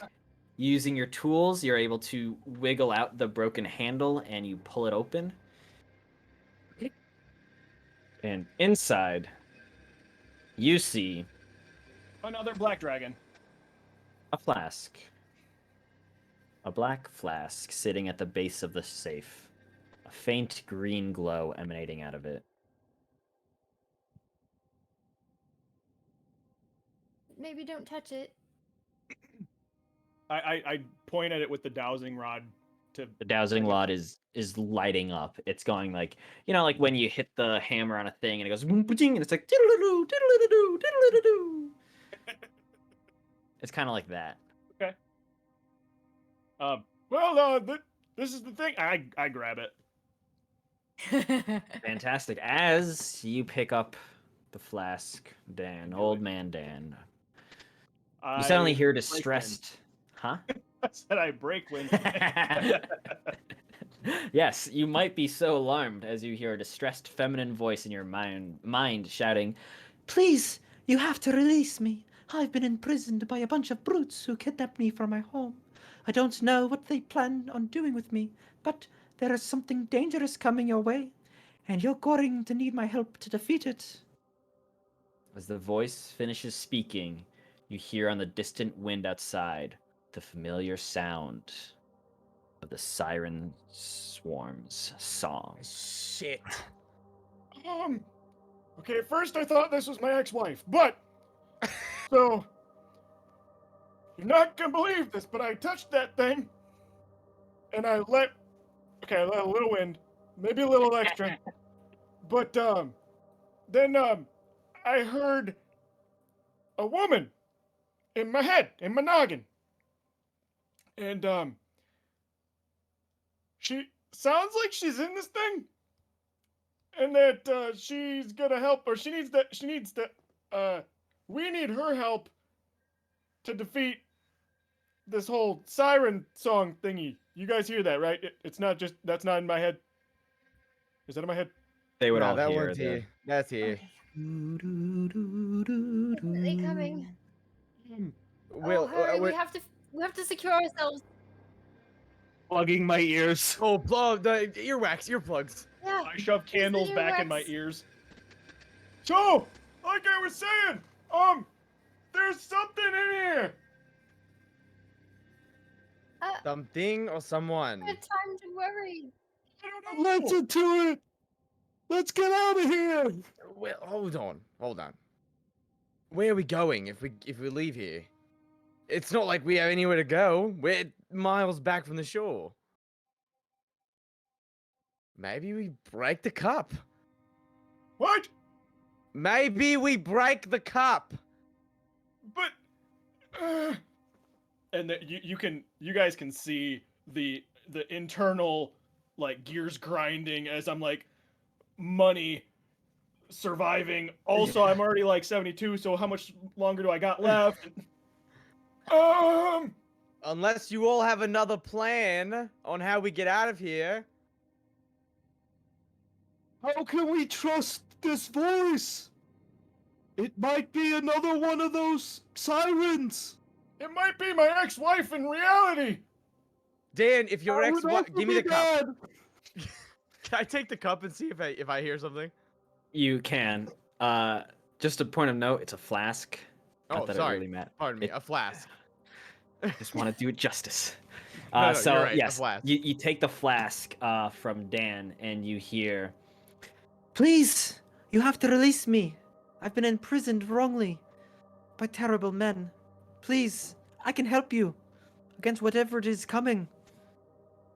Can I do an insight check on the "You most certainly can." on the disembodied voice?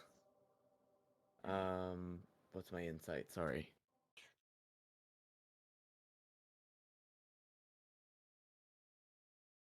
While he's inciting the flask, can I like look, or are we able to see outside from the captain's quarters? Yep, it would be a little musty and It would be dirty glass. Some of it's broken though, so you could easily kind of look through the shadow. Yeah, clear up a piece of the glass, and you're like, oh wait, it just breaks through.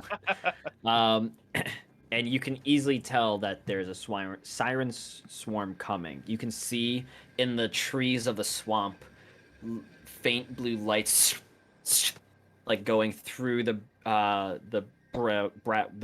tree branches, slowly coming closer. It's not quite on you, but it is approaching, and it seems like it might be here within a minute. You might want to hurry up on interviewing that lady. It's an 18. You never met the Archmage, It's hard. Ben. But the writing that he had and kind of the secrecy that he included in his missive towards you, in his hiring of you, he might be a shady individual. He never mentioned that there was an individual trapped within the flask. That might be good knowledge to have. And when someone's not telling you the whole truth, what else are they leaving out? This individual has immediately beseeched you. And you know what? She's got a kind of pretty voice. So, like, take that as you'd like. I think she has a pretty voice. I have a pretty voice, right? Listen. All I'm saying So is pretty. Are we gonna make it 3 miles back to the ship?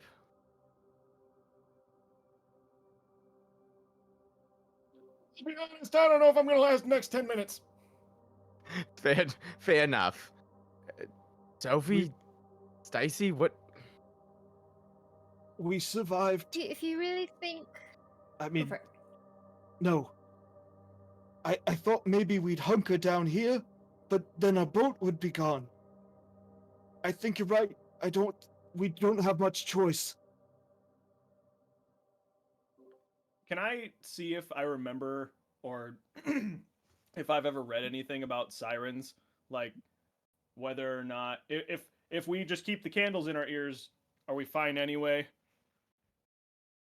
Well, I'll say you remember that you all meta knowledge, player knowledge, you would all have still heard the noises. You were all still entranced, even you, Dan, with your candle plugs.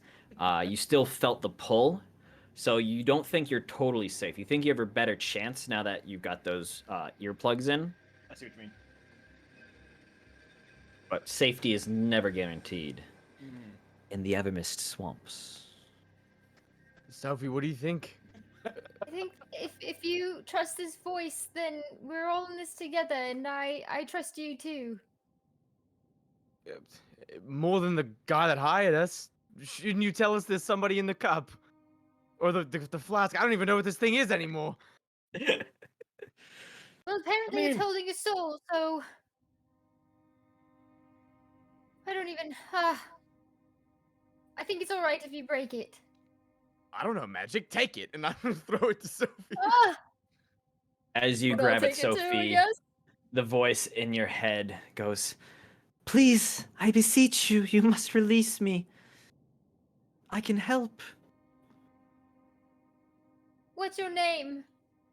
My name is Princess Eliendel. Aelendel. Aelendel. My name, Princess Aelendel.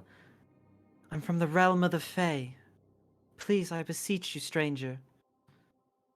Release me from this prison. In Sylvan, I'll say back, we'll do whatever it takes to help you. And I'm gonna see if like she responds as if she really is Faye. of course, that's fantastic. As you say this in Sylvan, you feel this almost warmth in your mind as you can feel her happiness radiating from the flask at encountering another that speaks her language and responding in Sylvan. She goes, Ah, I see you know our tongue. Please, know that I am a member of the Summer Court, and if there's anything I can do to help you upon my release, I will do it. You have my word as a princess of the Fae. I'll look at Dan and say, I think you might be able to have your casino after all. If Oh, she really? can help What us. makes you This say is a that? princess of the Fae. And oh, she said she would do anything for us if we can help her. I thought you were just having How a do I fit help over you? there. No, Open no, the I flask. think it's alright. I think she is who she says. and you see Are at we the doing this? Are we alright with this, everyone?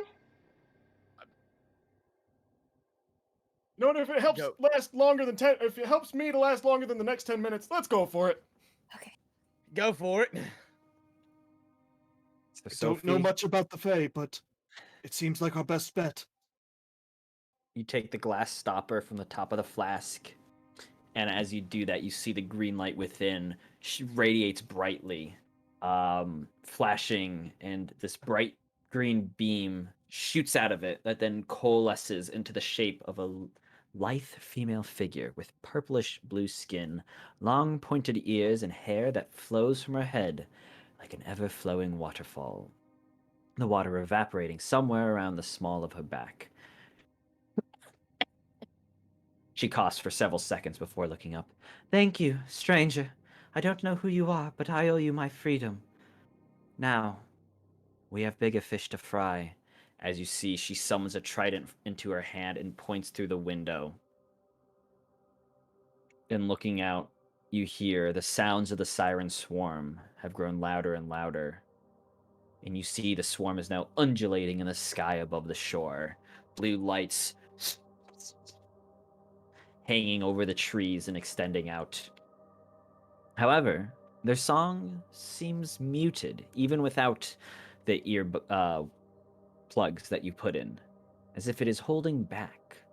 Below the swarm, following the trident of the princess, you see where the muddy swamp meets the sandy beach, something rising from the muck.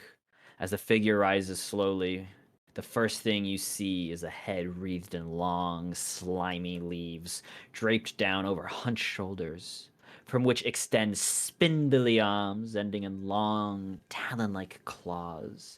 The creature's skin is a sickly green and covered in fungus, moss, and rot. Looking through the wet seaweed draped over its face, two large, piercing, yellow eyes gaze in your direction. The creature, unmistakably a hag of some sort, holds up a gnarled wand pointed in your direction and says in an unsettling, gurgling voice, "If there's something that my master desires, hand it over and I will ensure your death is quick." As the creature speaks, the siren swarm above breaks apart into several smaller worms, which fly down towards the various waterlogged corpses on the beach, burrowing into their very flesh. All at once, the bodies rise to their feet, eyes and mouths glowing the same blue of the siren swarm itself, all humming a terrible melody. What do you do? Do you roll initiative? I think we're gonna roll initiative. Let's Let's roll do some it. Roll initiative. initiative. I think so. Ugh. All right. For my sake, 20 and up. No. 15 to 19. Sophie? 16? Okay. 10 to 14. Dan? 14. 5 to 9.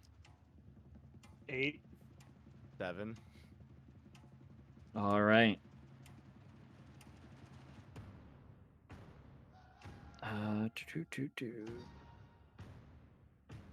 All right. So as you see the hag's hand extended with the wand in it, I'll say for reference, the hag is about 120 feet from where you are all in the captain's quarters. So the captain's quarters sit at the aft of the ship through the windows. You could jump down from here. It's about a 40-foot drop from the windows to the beach below. Spread all around you are 8 of these glowing, possessed corpses. And let me just pull up the stat block. From the end of the hag's wand, you see it light up, and a trio of magical missiles fly out towards Dan, since he is the one looking through the window. She kind of looks like my ex-wife. Or a 18 to hit. 18 is definitely going to hit. All right. More dice.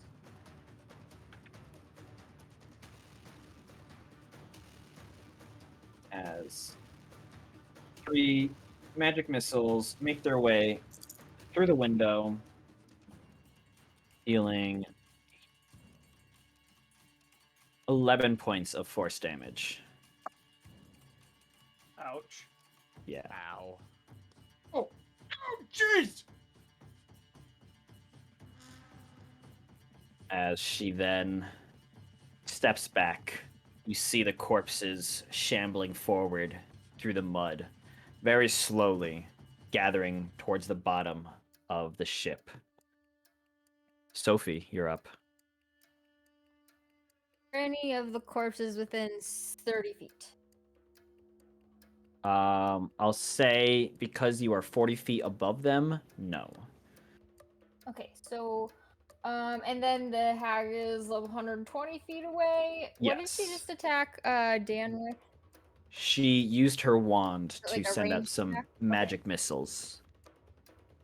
Oh gosh, okay. I'm going to shoot. Okay, I don't know if this is gonna help anything, but let's try it. Okay, so I'm going to spread my hands out and close my eyes once more, and I'm going to try to feel for the wind, and as I feel, the breeze, the ocean breeze around me passing by, I speak to it with my mind, and I tell it to start gathering, and it's going to start swirling and swirling around us, and um as long as anyone's within 10 feet of me, we're gonna have a warding wind. So, Fantastic. they're gonna have attack rolls with ranged weapons have disadvantage to pass in or out if you're within 10 feet of me. And then area is difficult terrain for creatures other than me. Then there's other things that aren't super needed, but it also deafens us in this area, so we can't Okay. hear any of those sirens. So you if all you're watch within 10 feet of me. as So that's what I'm Sophie gonna do. conjures this wind, and it picks up within the cabin, and it's swirling, and the papers and the debris around you are caught up in the scale, but it surrounds her at about 10 feet, so you're all within it, and it's almost protecting you, taking up the entire interior of this cabin. All the glass shatters outwards at the wind. It's cool. Anything else, Sophie? I think my little wildfire spirit's gonna be like, what's the big idea? As all of this wind is just kind of blowing, and he's fighting to stay up. But that's all I'm gonna do for now. Yes. Okay, Dan, you're up. Okay, so seeing this hag and how it has a certain semblance to his ex-wife, Dan is going to first use a bonus action to cast Hunter's Mark on the hag, which should give me an extra 1d6 damage whenever I hit it with a weapon attack. Hit her with a weapon attack. Okay. And I also have advantage on any perception or survival check to find it. But All right. And to follow that up, I am going to pull out my longbow, string an arrow, and launch one with the intent of hoping to hit her wand. But if not, I'll take a hitting at her. Sure. So as a reminder, while you're within the warding wind that Sophie has cast, you'll have disadvantage making that range attack through it. But I'll say it's easy enough for you to step into like a corner of the cabin. All the windows already popped out, so you can shoot through the window there. Okay. So would you like me to do that at disadvantage still? No, you can make it at advantage. I'm just saying, for flavor's sake, you had to move through the wind. Oh, okay, fair enough. So like, Yeah. As papers. I broke wind. And a 16 plus 7 to hit, so 23. Oh, that's definitely gonna hit. Take it. And that did a total of 6 damage to the hag. Oh, plus, All right. I'm sorry, plus 1d6 for my 100. So 9 in total. All right, so you watch as Dan knocks back this arrow and lets it fly, aiming for the wand, but missing as the arrowhead goes down the inside of her arm and lands within the shoulder. She lets out a. Yeah, Anything take else? that, you ugly hag. And that ends your turn, Dan? It does indeed. I think I'm going to stay within the confines of the captain's quarters still. All right, makes sense. At this, it is now Princess Ailendiel's turn. as she goes, My heroes, take my blessing. as she casts bless on all of you. Second level. So now you all have bless. So at any attack roll or whatever, you can add that d4. Nice. And that's going to end her turn. As she kind of steps behind, but in like a protective manner, of Sophie, her trident at the ready. Stacy, you're up. So where are these zomboids? The zomboids are gathering at the base of the ship.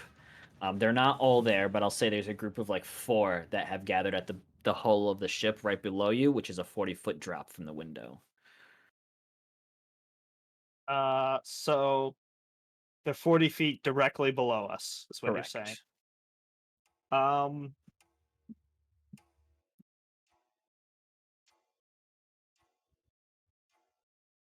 I think I'm just gonna jump down there. Fantastic. Zero fear. Yeah, so I'm going to use my blessing of the Raven Queen again. So I'm going to jump down, and after I fall for 10 feet, I use my teleport Oh, mid-air, fantastic. so I land on the ground with hopefully not taking fall damage. And smack them. All right, go ahead and give me a smack roll. Okay. So I'm gonna be using the lucky cudgel or the lucky stick, the walking Yep. stick that I right. acquired from our troll friend. Sure. I got a 12 plus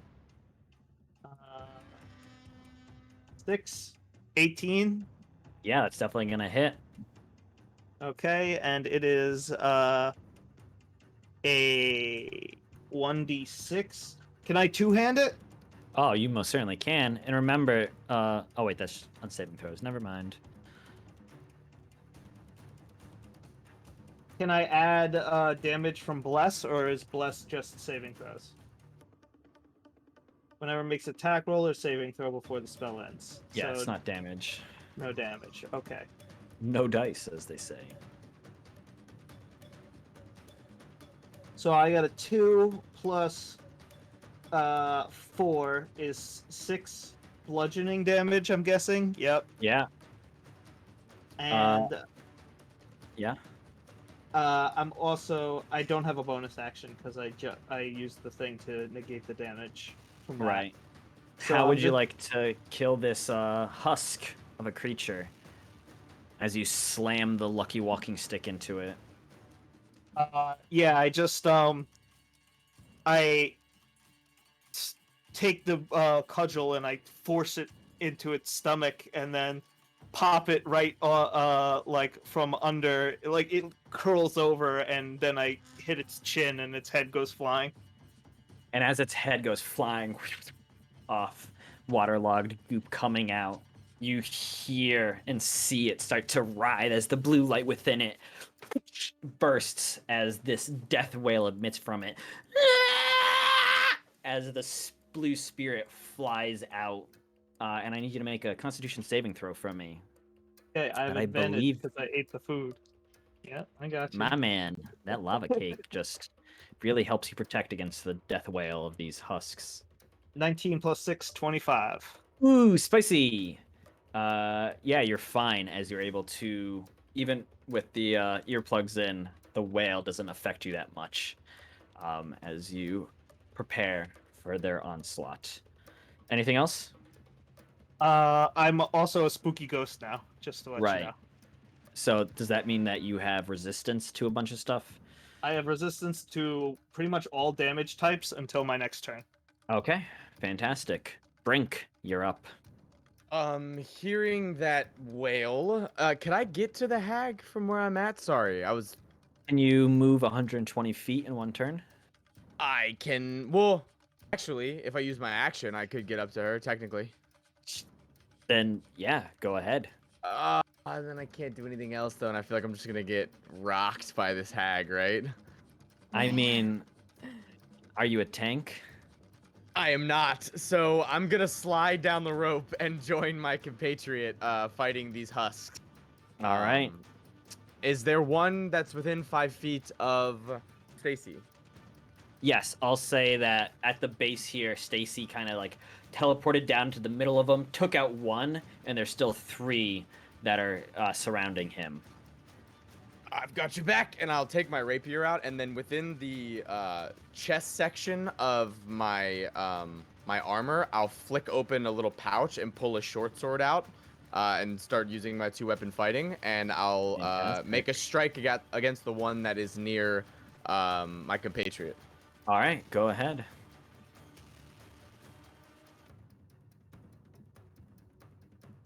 The D4, right? Yeah. 21 to hit for the first one. Oh, that's gonna hit me. And I can add an extra 2d6 on top of this because I have Rakish Audacity, which allows me to use sneak attack when I'm within 5 feet of my compatriot. So Sounds it good to me. is. That was with the rapier, which is 1d8 plus 4. Nice. 9 points of damage from the rapier, an extra 2d6 as well. Ooh, spicy. Another 9 points of piercing damage. Yeah, how do you want to eliminate this husk? Oh, I will, as it like reaches out to grasp at Stacy, I'll just go right through the stomach and just take the rapier out. And as you do, you watch its guts start to spill out and the blue light starts to emit from its mouth. And again, you watch as this light shoots out and it lets out this deathly wail. And now I need both of you down there to make Constitution saving throws for me. But we both have advantage because we both ate the thing. Exactly. 14. 15. You both succeed. Oh, Yes. As these are simple husks and the DC is not high. Spoiler. I will use my bonus action with 2-weapon fighting to make another attack if one was within my range too. Of course. Please.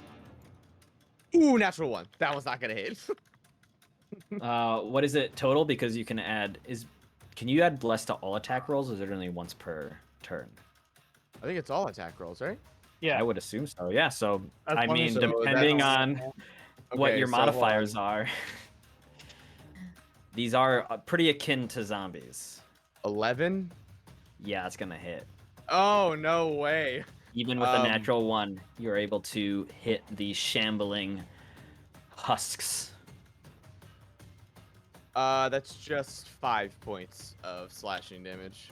And 5 points is plenty enough to cut through the waterlogged, rotten flesh of this creature.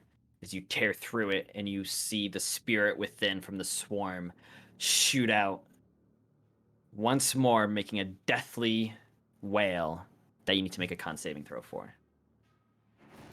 I'm Thank good. God for advantage. 19, yeah. All right. As you're both unaffected by the wail, as another corpse bursts, the spirit leaving it. Anything else? Would I have any more movement left? I don't know how much that cost me to get down there. It was about 40 to descend. Okay. Can I use? I'm gonna use my racial ability, and I'm gonna use my feline agility, which lets me double my movement once. Okay. Once until I don't move. And I'm going to take off towards the hag. Okay. For another 30 feet. All right. I'll say that you're gonna kind of have to dodge through some of these husks to avoid opportunity attacks. Okay. So you'll only make it 20 feet forward. That's perfectly fine. Perfect. And now she is about 100 feet from you. Is that all? Yep. Done. Done and done.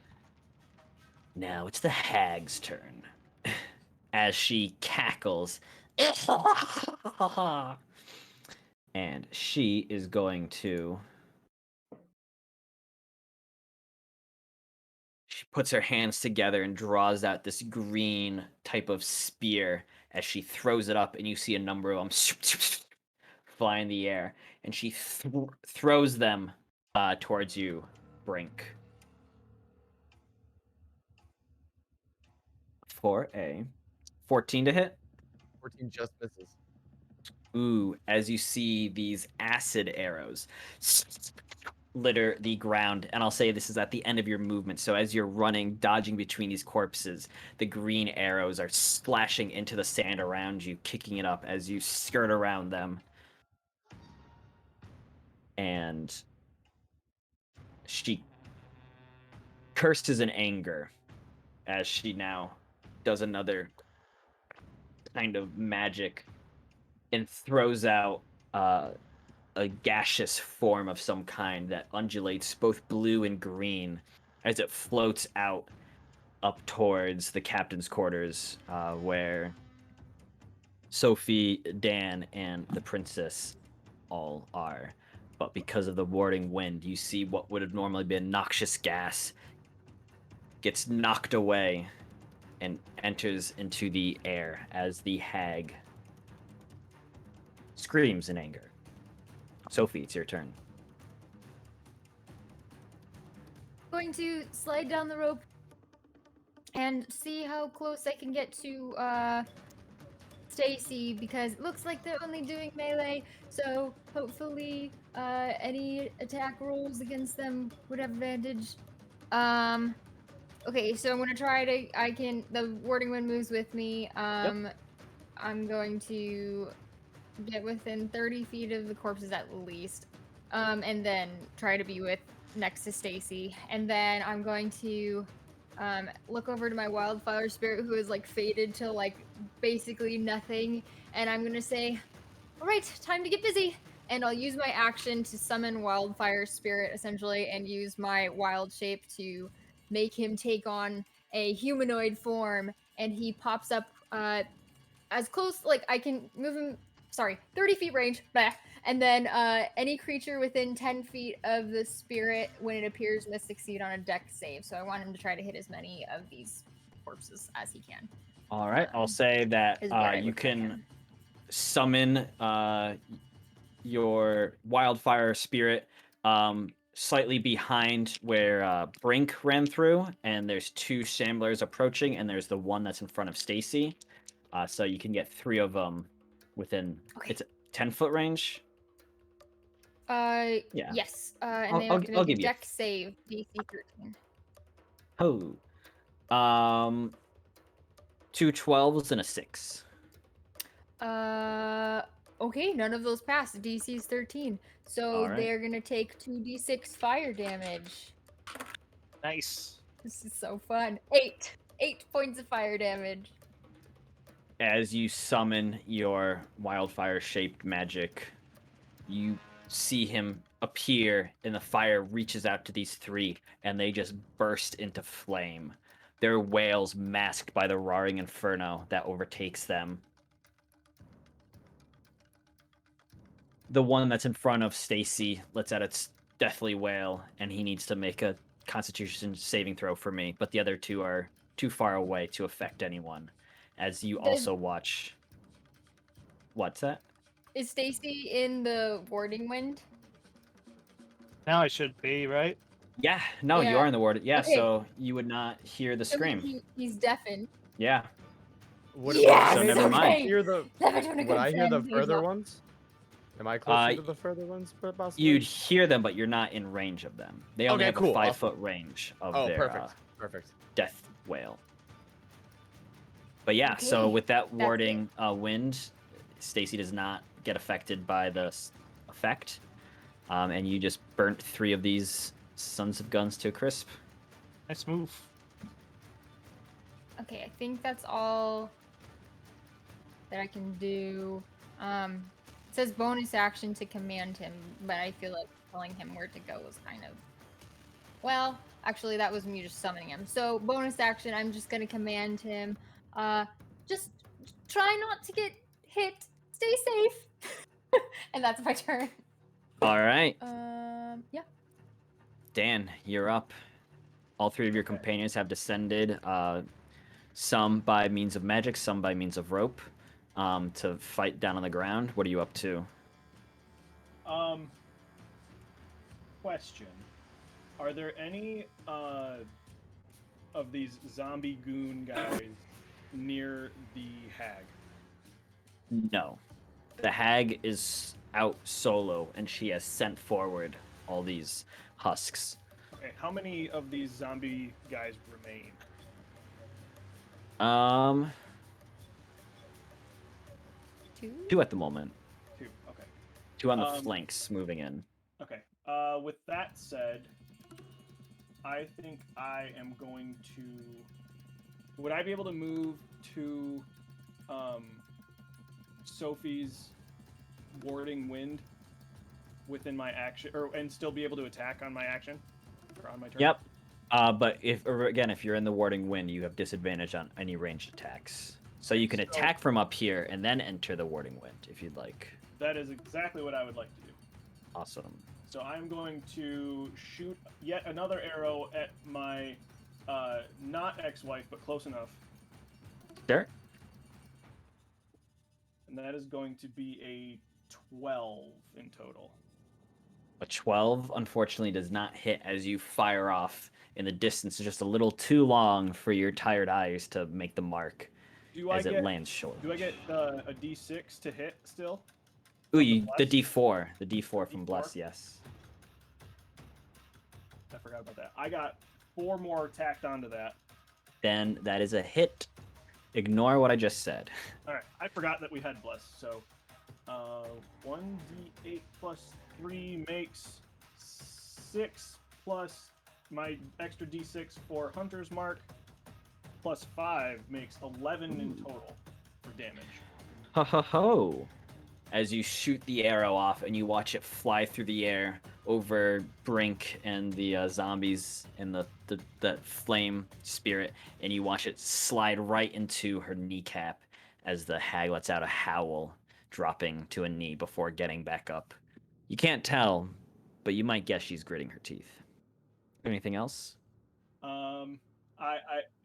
In the process of going to work my way or shimmy my way down a rope down to my friends and warding wind,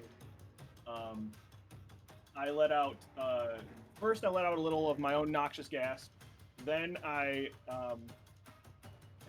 say, "You were probably a pretty good hag. You were probably a pretty good hag until you took an arrow to the knee." Then I get into the warding wind, where everybody. Fantastic. And does that end your turn? Vicious mockery. He's not a bard, but his words cut. Only like that one. counted. I believe that is all that I can do.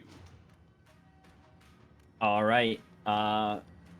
From above, all of you watch as the princess A. Lindell leaps from the back of the ship and floats her way down in front of you all, moving up 30 feet to be just behind Brink as she readies her trident. And actually, how are you guys doing for health? Does anyone look rather wounded?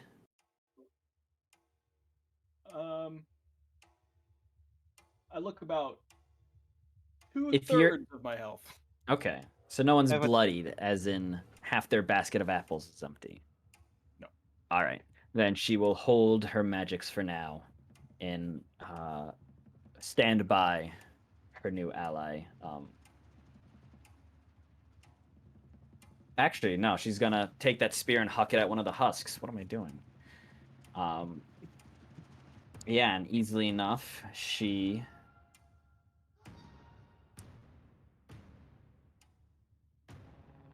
you watch as she throws this trident at one of the husks about 20 feet away, and it pierces right into them. They do a similar burst as the spirit exits into the sky and joins the swarm above, as she then holds out her hand, and the trident returns to her hand as she then readies behind. Brink, Stacy, you're up. You are now cleared of any of these husks around. There's only one more husk, and then the hag further down. I use Step of the Wind, which allows me to expend a key point to take the dash action as a bonus action on my turn. And All my right. jumping distance is doubled if I have to jump anywhere. Alright. So I'm gonna do full sprint, 80 feet towards the hag. Okay. That's gonna put me 40 feet away from it, Correct. and I'm gonna huck a spear at it. I would expect nothing less.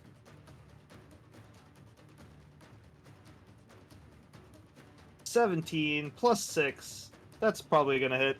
Oh, most certainly, my good sir. Okay, awesome. I guess a spear being thrown is the one-handed thing, because I don't know how you would throw a spear with two hands. So I'm just gonna take the one-handed damage. Yes. I rolled a 3 plus 4, and I can't do that other thing, so that will just be 7 piercing damage. All right. So you huck the spear, and you see it stab into her foot, the opposite one that was already hit by the arrow in the knee. Anything else, Stacy? Are we on a level ground? About. I'd say there's a slight 5-degree incline. But yeah, you're on level ground. I pick up the rope that is attached to the spear, and I don't Mhm. think I could do anything with it for the rest of my turn because I'm out of actions. But Correct. But I like where you're going. it's just there in case somebody wants to help, you know. Mm-hmm. All right. Brink, you're up. This is gonna seem strange, but Brink's not going to move anywhere. He's gonna stay put. He's gonna take out both of his daggers and throw them both. All right. Go ahead and give me 2 attack rolls. Ooh, that is really good. 25 for the first one. Yeah. And for the second one, I'm 25 again. Just roll double All 19. right. So for that, what's the dagger damage? 1d4 plus 4. The first one does 5 points of piercing to the hag. The second one does really good. 8 points of piercing to the hag. Okay. If there is, I don't really know like what's around me. If there's any way I could hide, I will. If not, I need to stay put is the problem. I need to not move. So if there's anything near me that I can hide near, I will. If not, I won't do that. There are still more bloated corpses on the ground, as well as various debris and driftwood. If you'd like, you can try to hide under those, but it is not going to be that easy. I will. Do you want to roll with disadvantage? Or are you going to make the DC higher? It's going to be a higher DC. Okay, got it. I will attempt to hide because I Okay. have nothing else to do with my... Oh, no, sorry. I used my bonus action to attack twice. That's my bad. I'm not doing anything. I'm staying put. Yes. Well, so you watch as Brink hurls these 2 daggers simultaneously, and they both stick into her shoulders. You're turning this swamp hag into quite the pincushion, as she is now mad. But before that happens, you see above you the wailing sounds of the swarm above. The spirits flying as 7 spirits rocket down and hit various bodies as you see them rising in a similar fashion, the blue light glowing within them. Now, no. you guys are being flanked by a total of 8 zombies, 4 on each side, as you're kind of getting into a narrow kill box, maybe? I don't know. As the hag growls in anger, and she points at the ground beneath your feet, Stacy, as you see these vines start to creep up around, similar to your own Sophie's magic. As I need you to make a strength saving throw as the vines start crawling up your legs, grabbing at you. All right, I'm proficient, and I have bless, Yeah, you do. and I got a 4 plus 4 plus 4 because it's my mod.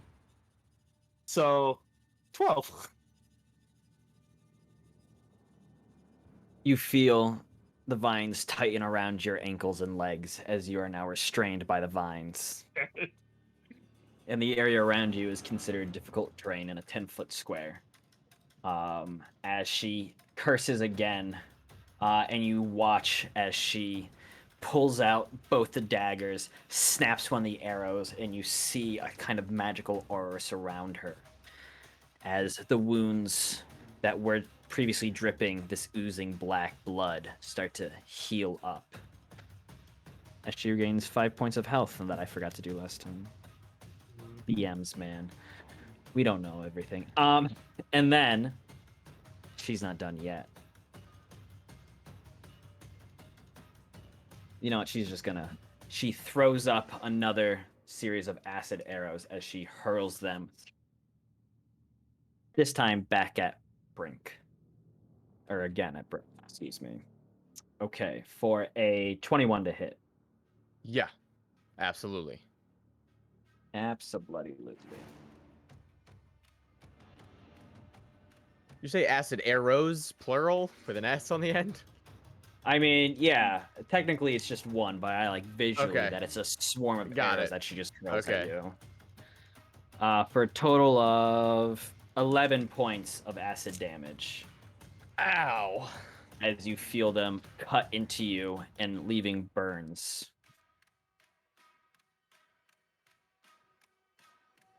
Okay. And that's going to end her turn as she remained rooted in this position at the edge of the swampy terrain and the edge of the sandy beach terrain. Sophie, you're up. Okay. I believe there's one more corpse kind of over near me. Yep. So I'm going to bonus action command Lucy, take care of that last one, then meet up with me. And I'll use my movement and my action to dash to get 60 feet closer to everybody else. Okay. And then right after me, the spirit goes, so it's gonna make a flame seed attack on this last one. It's a ranged attack. All right. That's my spell attack modifier to hit, which is +5. So 7, 8, 9, 10, 11, 12 to hit Yeah, it hits. the last one. Okay, and then 1d6 plus, what is that? PB. I don't know. We'll just try the 1d6 first and see how much. Try to figure out that. So that's 1 point of fire damage. And then it says plus PB, but I'm not really sure what that means. Proficiency bonus. Uh, So I think that's Proficiency +3. bonus? Okay, so 3 points. Yep. Yeah, so +2 on mine, so Oh, 3 okay. fire damage. Right. Which is enough to burn this husk as you watch another blue light shoot into the sky. There are now 7 of these husks about, I'll say, 30 feet from you all in various directions. 3 to the right of you, 4 to the left. And then my fire thing's gonna move another 30 feet closer, so there's about 30 feet between me and the fire spirit, and then I'm 60 feet away from everybody else, I believe. Okay. Okay, That's so it for me. you've moved up. So I'll say you're right behind Stacy, but in front of Dan, Brink, and the princess. Yes, okay. All right, and now Dan, you're up. All right. What? So I'm in the. Has Sophie moved? Yes, Or am I yes. still- Sophie I has have. advanced I've 60 moved up a feet in lot, front sorry. of you. Okay, so so I'm no longer in the warding wind. Correct. Other than the hag, well, the hag still does not have any corpses near her, does she? No. Okay. Are there any immediately near myself? There's a few. They're within 30 feet of you. Okay. But you've seen these things move. They're not exactly fast. I should have stayed up on the boat. Oh, wait. I thought all of the bodies were by the hag. Are they still in the same general area they were in before? So think of it as they were reset basically at the edge of the battlefield, and now they are Okay. going to start moving in on you. Okay. Okay. Cool. Sorry. But there was the one singular that was closer to you all from his previous Got it. movements. Okay. In that case, I think I would just like to, while I'm out of the warding wind, again try to shoot at the hag with my longbow. All right, go ahead. That is going to be, and we still get the bless, correct? Correct. 9 plus 7 makes 16 plus Yep. 4 is 20. Most Unnatural. certainly will hit, my good sir. All right, and that is going to do a total of 5 plus 3 is 8 plus 2 is 10 damage. All right.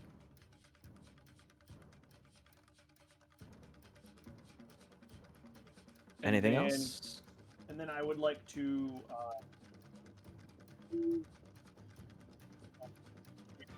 How far behind her does the warding wind extend? 10 feet in a radius around Sophie. Okay. I will advance my total speed of 30 feet. Okay. So I'm So you're halfway to Sophie right. and about another 90 feet from the hag. And yeah, and still 10 feet or something out of the warding wind. Right. Exactly. And I think that will do it for me. All right.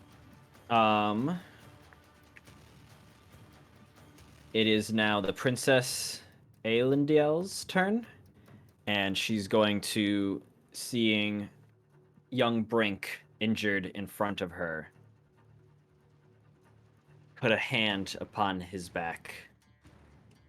And I guess she can just do it. Healing word. She casts healing word. Giving you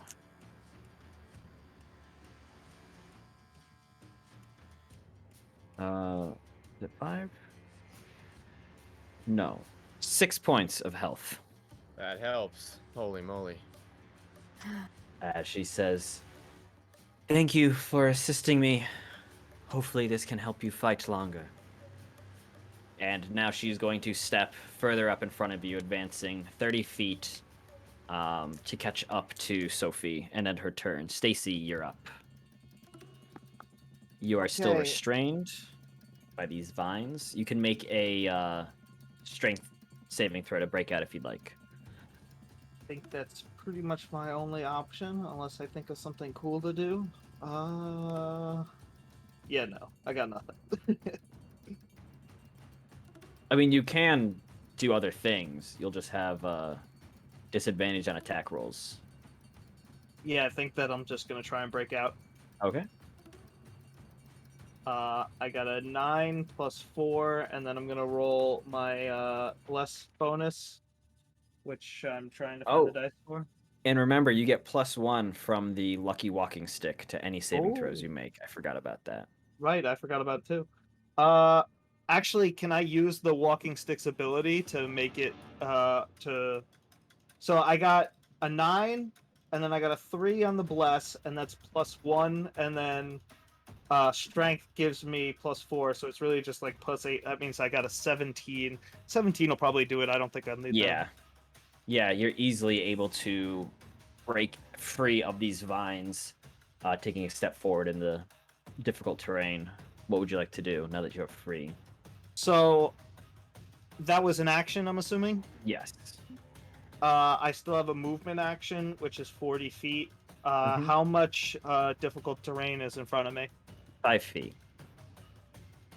So if I get, I guess I'll just move my regular movement, and that'll put me 5 feet away from, or 10 feet away from the Yes. No. creature. But Hag. yes, you're 10 feet away from the hag. All right, but my spear has reach, and it's sticking out of her, right? Yeah. So can I just grab the end of my spear? Sure. I can't do an attack, but I got my spear back. Yep. Are you pulling it out of her? Sure. I'll say for flavor's sake, as you rip this out of her foot, the barbed ends of it, like an arrow being pulled out, cuts a little and does 1 point of damage. Sweet. I did it. Every point matters. Exactly. Anything else, Stacy? I look at the hideous monster in front of me and say hi to the queen for me. And give her an evil smile. Fantastic. Brink, you're up. About how far am I from the hag currently? I believe it's 80 feet. I believe so too. So what I will do, because I didn't move, I moved 0 feet last round. I get my feline agility back. So okay. I will, first of all, I will use my feline agility to double my speed to 60. Then I will use Okay. my bonus action to dash, so I can get Fantastic. 120. And I will get right up to the hag. Yeah. And nobody's within 5 feet of them, right? No. Unfortunately, Stacy Boy. is 10 feet away. No. Okay. I will, because I'm gonna do what rogues do best, hit it with my course. rapier. Fantastic. That's a unnatural 20. Ooh, yeah, it's gonna hit. Okay. That's gonna be 1d8 plus 4.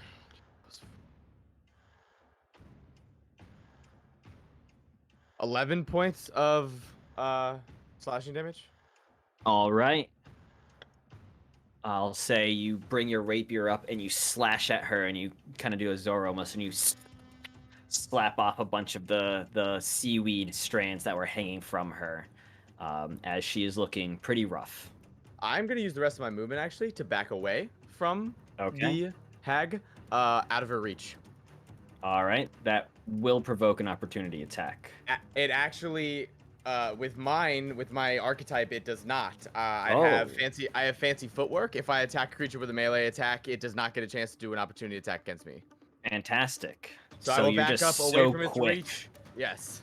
How far are you moving back? How far is Sophie away from the hag? Sophie is about I'm 60 feet. 60 feet away. Okay, I will go 10 feet, so 20 feet from the hag. Okay, sounds good. All right. Washing and buckling. The husks around you all start to shamble forward, but they have a very slow speed and none of them reach you, but they are starting to close in. I'll say they're centering towards you all at the back. So that would be you mostly, Dan, but then Sophie and the princess you're all starting to get surrounded as these creatures are now within 15 feet of you in most cases. The hag, where'd she go? Takes out the arrow that was in her knee and tosses it aside, and you see the wounds start to knit again on her as she regenerates a small bit of health. Scowling at you, Stacy, and raising her wand in her gnarled hand at you, and launches a 3rd level magic missile. And she's mad at you. Oof. For 13 points of force damage.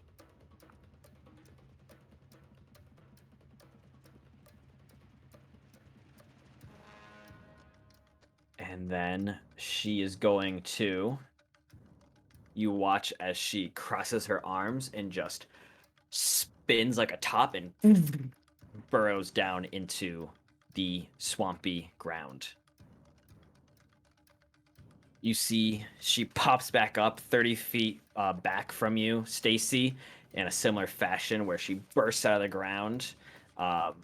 quicker than she did last time, so she's now 40 feet away from you as she gets low, ready to fight. Sophie, you're up. Hey, God. What about attacks of opportunity? Okay, I'm going to. I'm going Her to burrowing move does not allow it. 30 feet.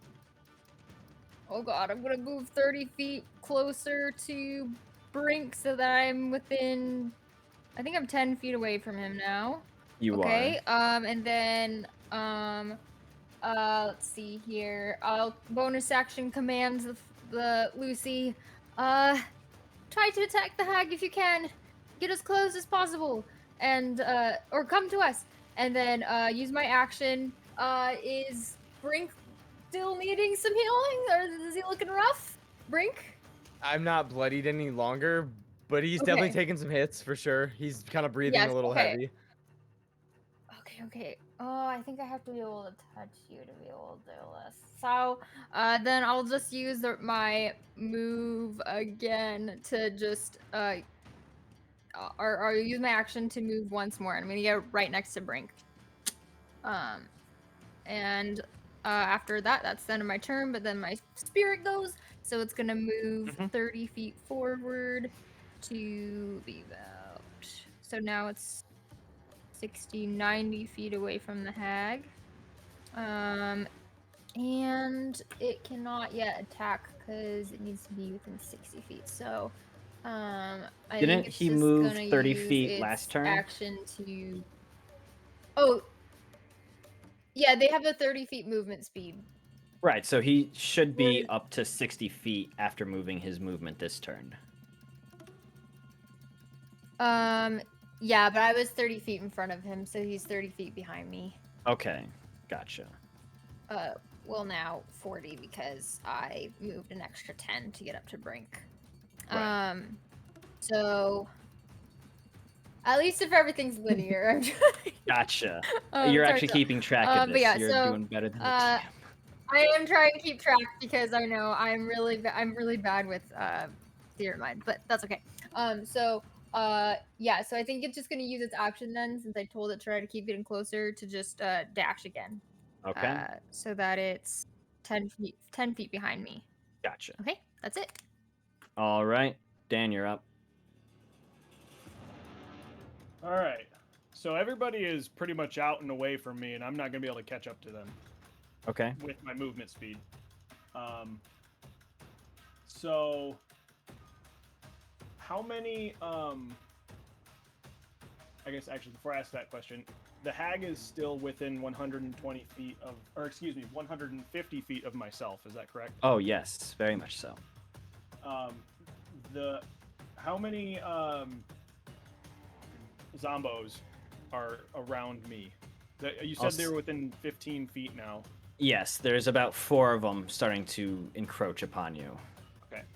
I'm actually gonna move. No, I'm sorry. I'm not gonna bother moving. Okay. I'm gonna stay right where I'm at. And attempt to keep the zombies' attention on me so that they don't move toward my friends as they move forward. Okay. And while I am stationary, I'm going to again let loose another arrow at this hag. Sounds good. You guys go ahead on it without me. I'll be fine. Oh. So that is going to be 4 plus 7 is 11, plus the bless is 13 The hit, to hit. unfortunately, does not hit. As between all your friends moving forward and the zombies closing in, Old Man Dan is just a little unnerved as the arrow misses. Well, starting to lose my touch. Guess I'll just hang out here. Good luck. All right, it is. Does it for me. Gotcha. It is now the princess's turn. She rushes 30 feet forward, hurling her trident at the Hag for a, all right, 21 to hit. Cool. And does 5 points of piercing damage. As she hurls the trident, and you see it stick into the hag's chest, and she immediately recalls it with her hand, and it pulls out from her. Yes. Unfortunately, not doing that much damage, but doing a little more. As she is now up next to Stacy, whose turn it is. How far away am I from the hag? 40 feet. Awesome. All right. 40 feet movement speed. Get to her. And we're going all out, spending the key points. There we go. First is a swing with the staff. All right. I got a 5, but I'm going to add stuff to it. Mhm. I get a +1 from the staff. Is that right? It's only on saving throws with this Okay, staff. so never mind on that. I get a +6 from my modifier, so that's 11, and then I roll for I rolled for the other thing. Bless, yes, that's 3. So that's 14. I think I'm gonna use the staff special ability to make another roll. I think that's a good idea. This time I got a 2, so I'm still gonna miss. Damn it. Yeah, so that first attack whiffs as the hag is dodging about. That's fine, because we're going to go for a Fury of Blows with a key point. All right. So 2 unarmed melee attacks.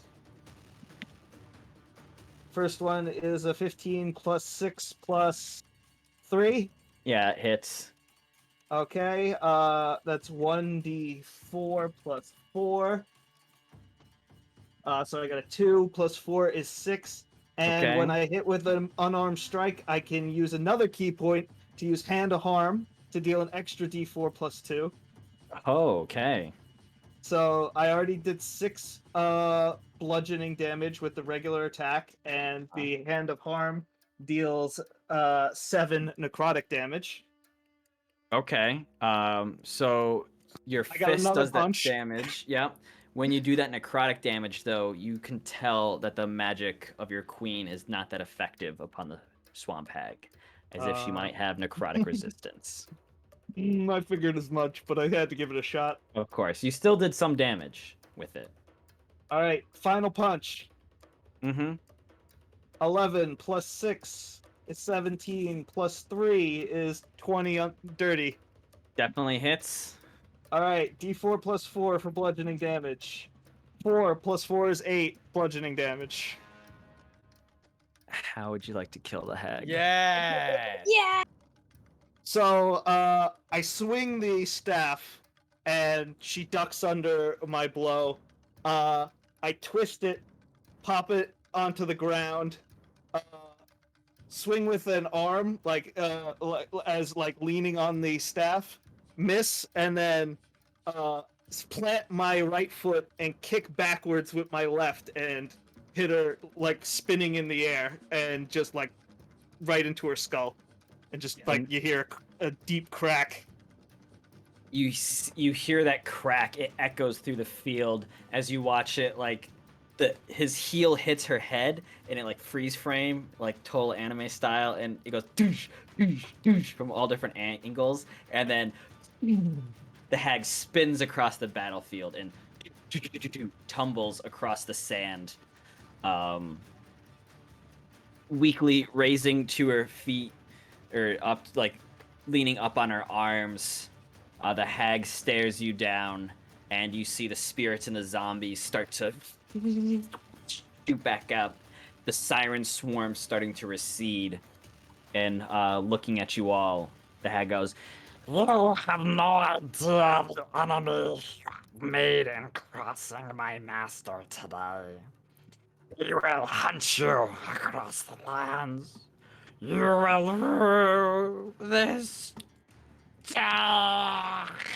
as the hag erupts into a pile of swamp goo.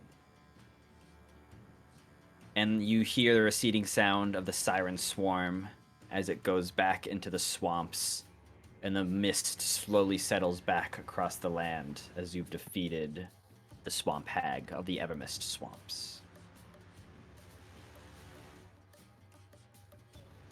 Good job, you guys. Holy hell. That was You so mean holy great. hag? Hi, Dan. Oh, How you doing up there? unholy. I'm doing okay, guys. Did you get her? We got her, Dan. We got her. Stacy's not responding, and he's just like looking at his hand that has still lingering pulses of the necrotic energy in it. And he just like clenches his fist and looks up to his friends and just gives them a nod. Like you could see that his hand's like shaking a little bit, but he's smiling. Aeon, Good job. Aeladel. Sorry, Nick. I'm not good with names. Walks up behind you, Stacy, and puts a hand gently on your shoulder, looking down at you, and goes, "That was some mighty fighting work, heroes. I must thank you again for saving me. That man that you work for, the Archmage Ven, is quite evil. I don't know who the master of the Swamp Hag is, but it seems like you might have made 2 enemies this day. But as I told you, I pledge myself to assist you where I can. Here, it's not much, but..." She takes a necklace, an amulet that was around her neck, nice gold one with a large sapphire at its center. She hands it down to you, Stacy, and goes, "It's not much, but it should fetch you something at the right store. I must find a way now to return to my people and maybe procure you a larger gift, should our paths ever meet again." Old man Dan, how much you think this will go for? Sorry, who'd you say that to? Old man Old Dane. man Dan. I was taken aback by that. Oh, um.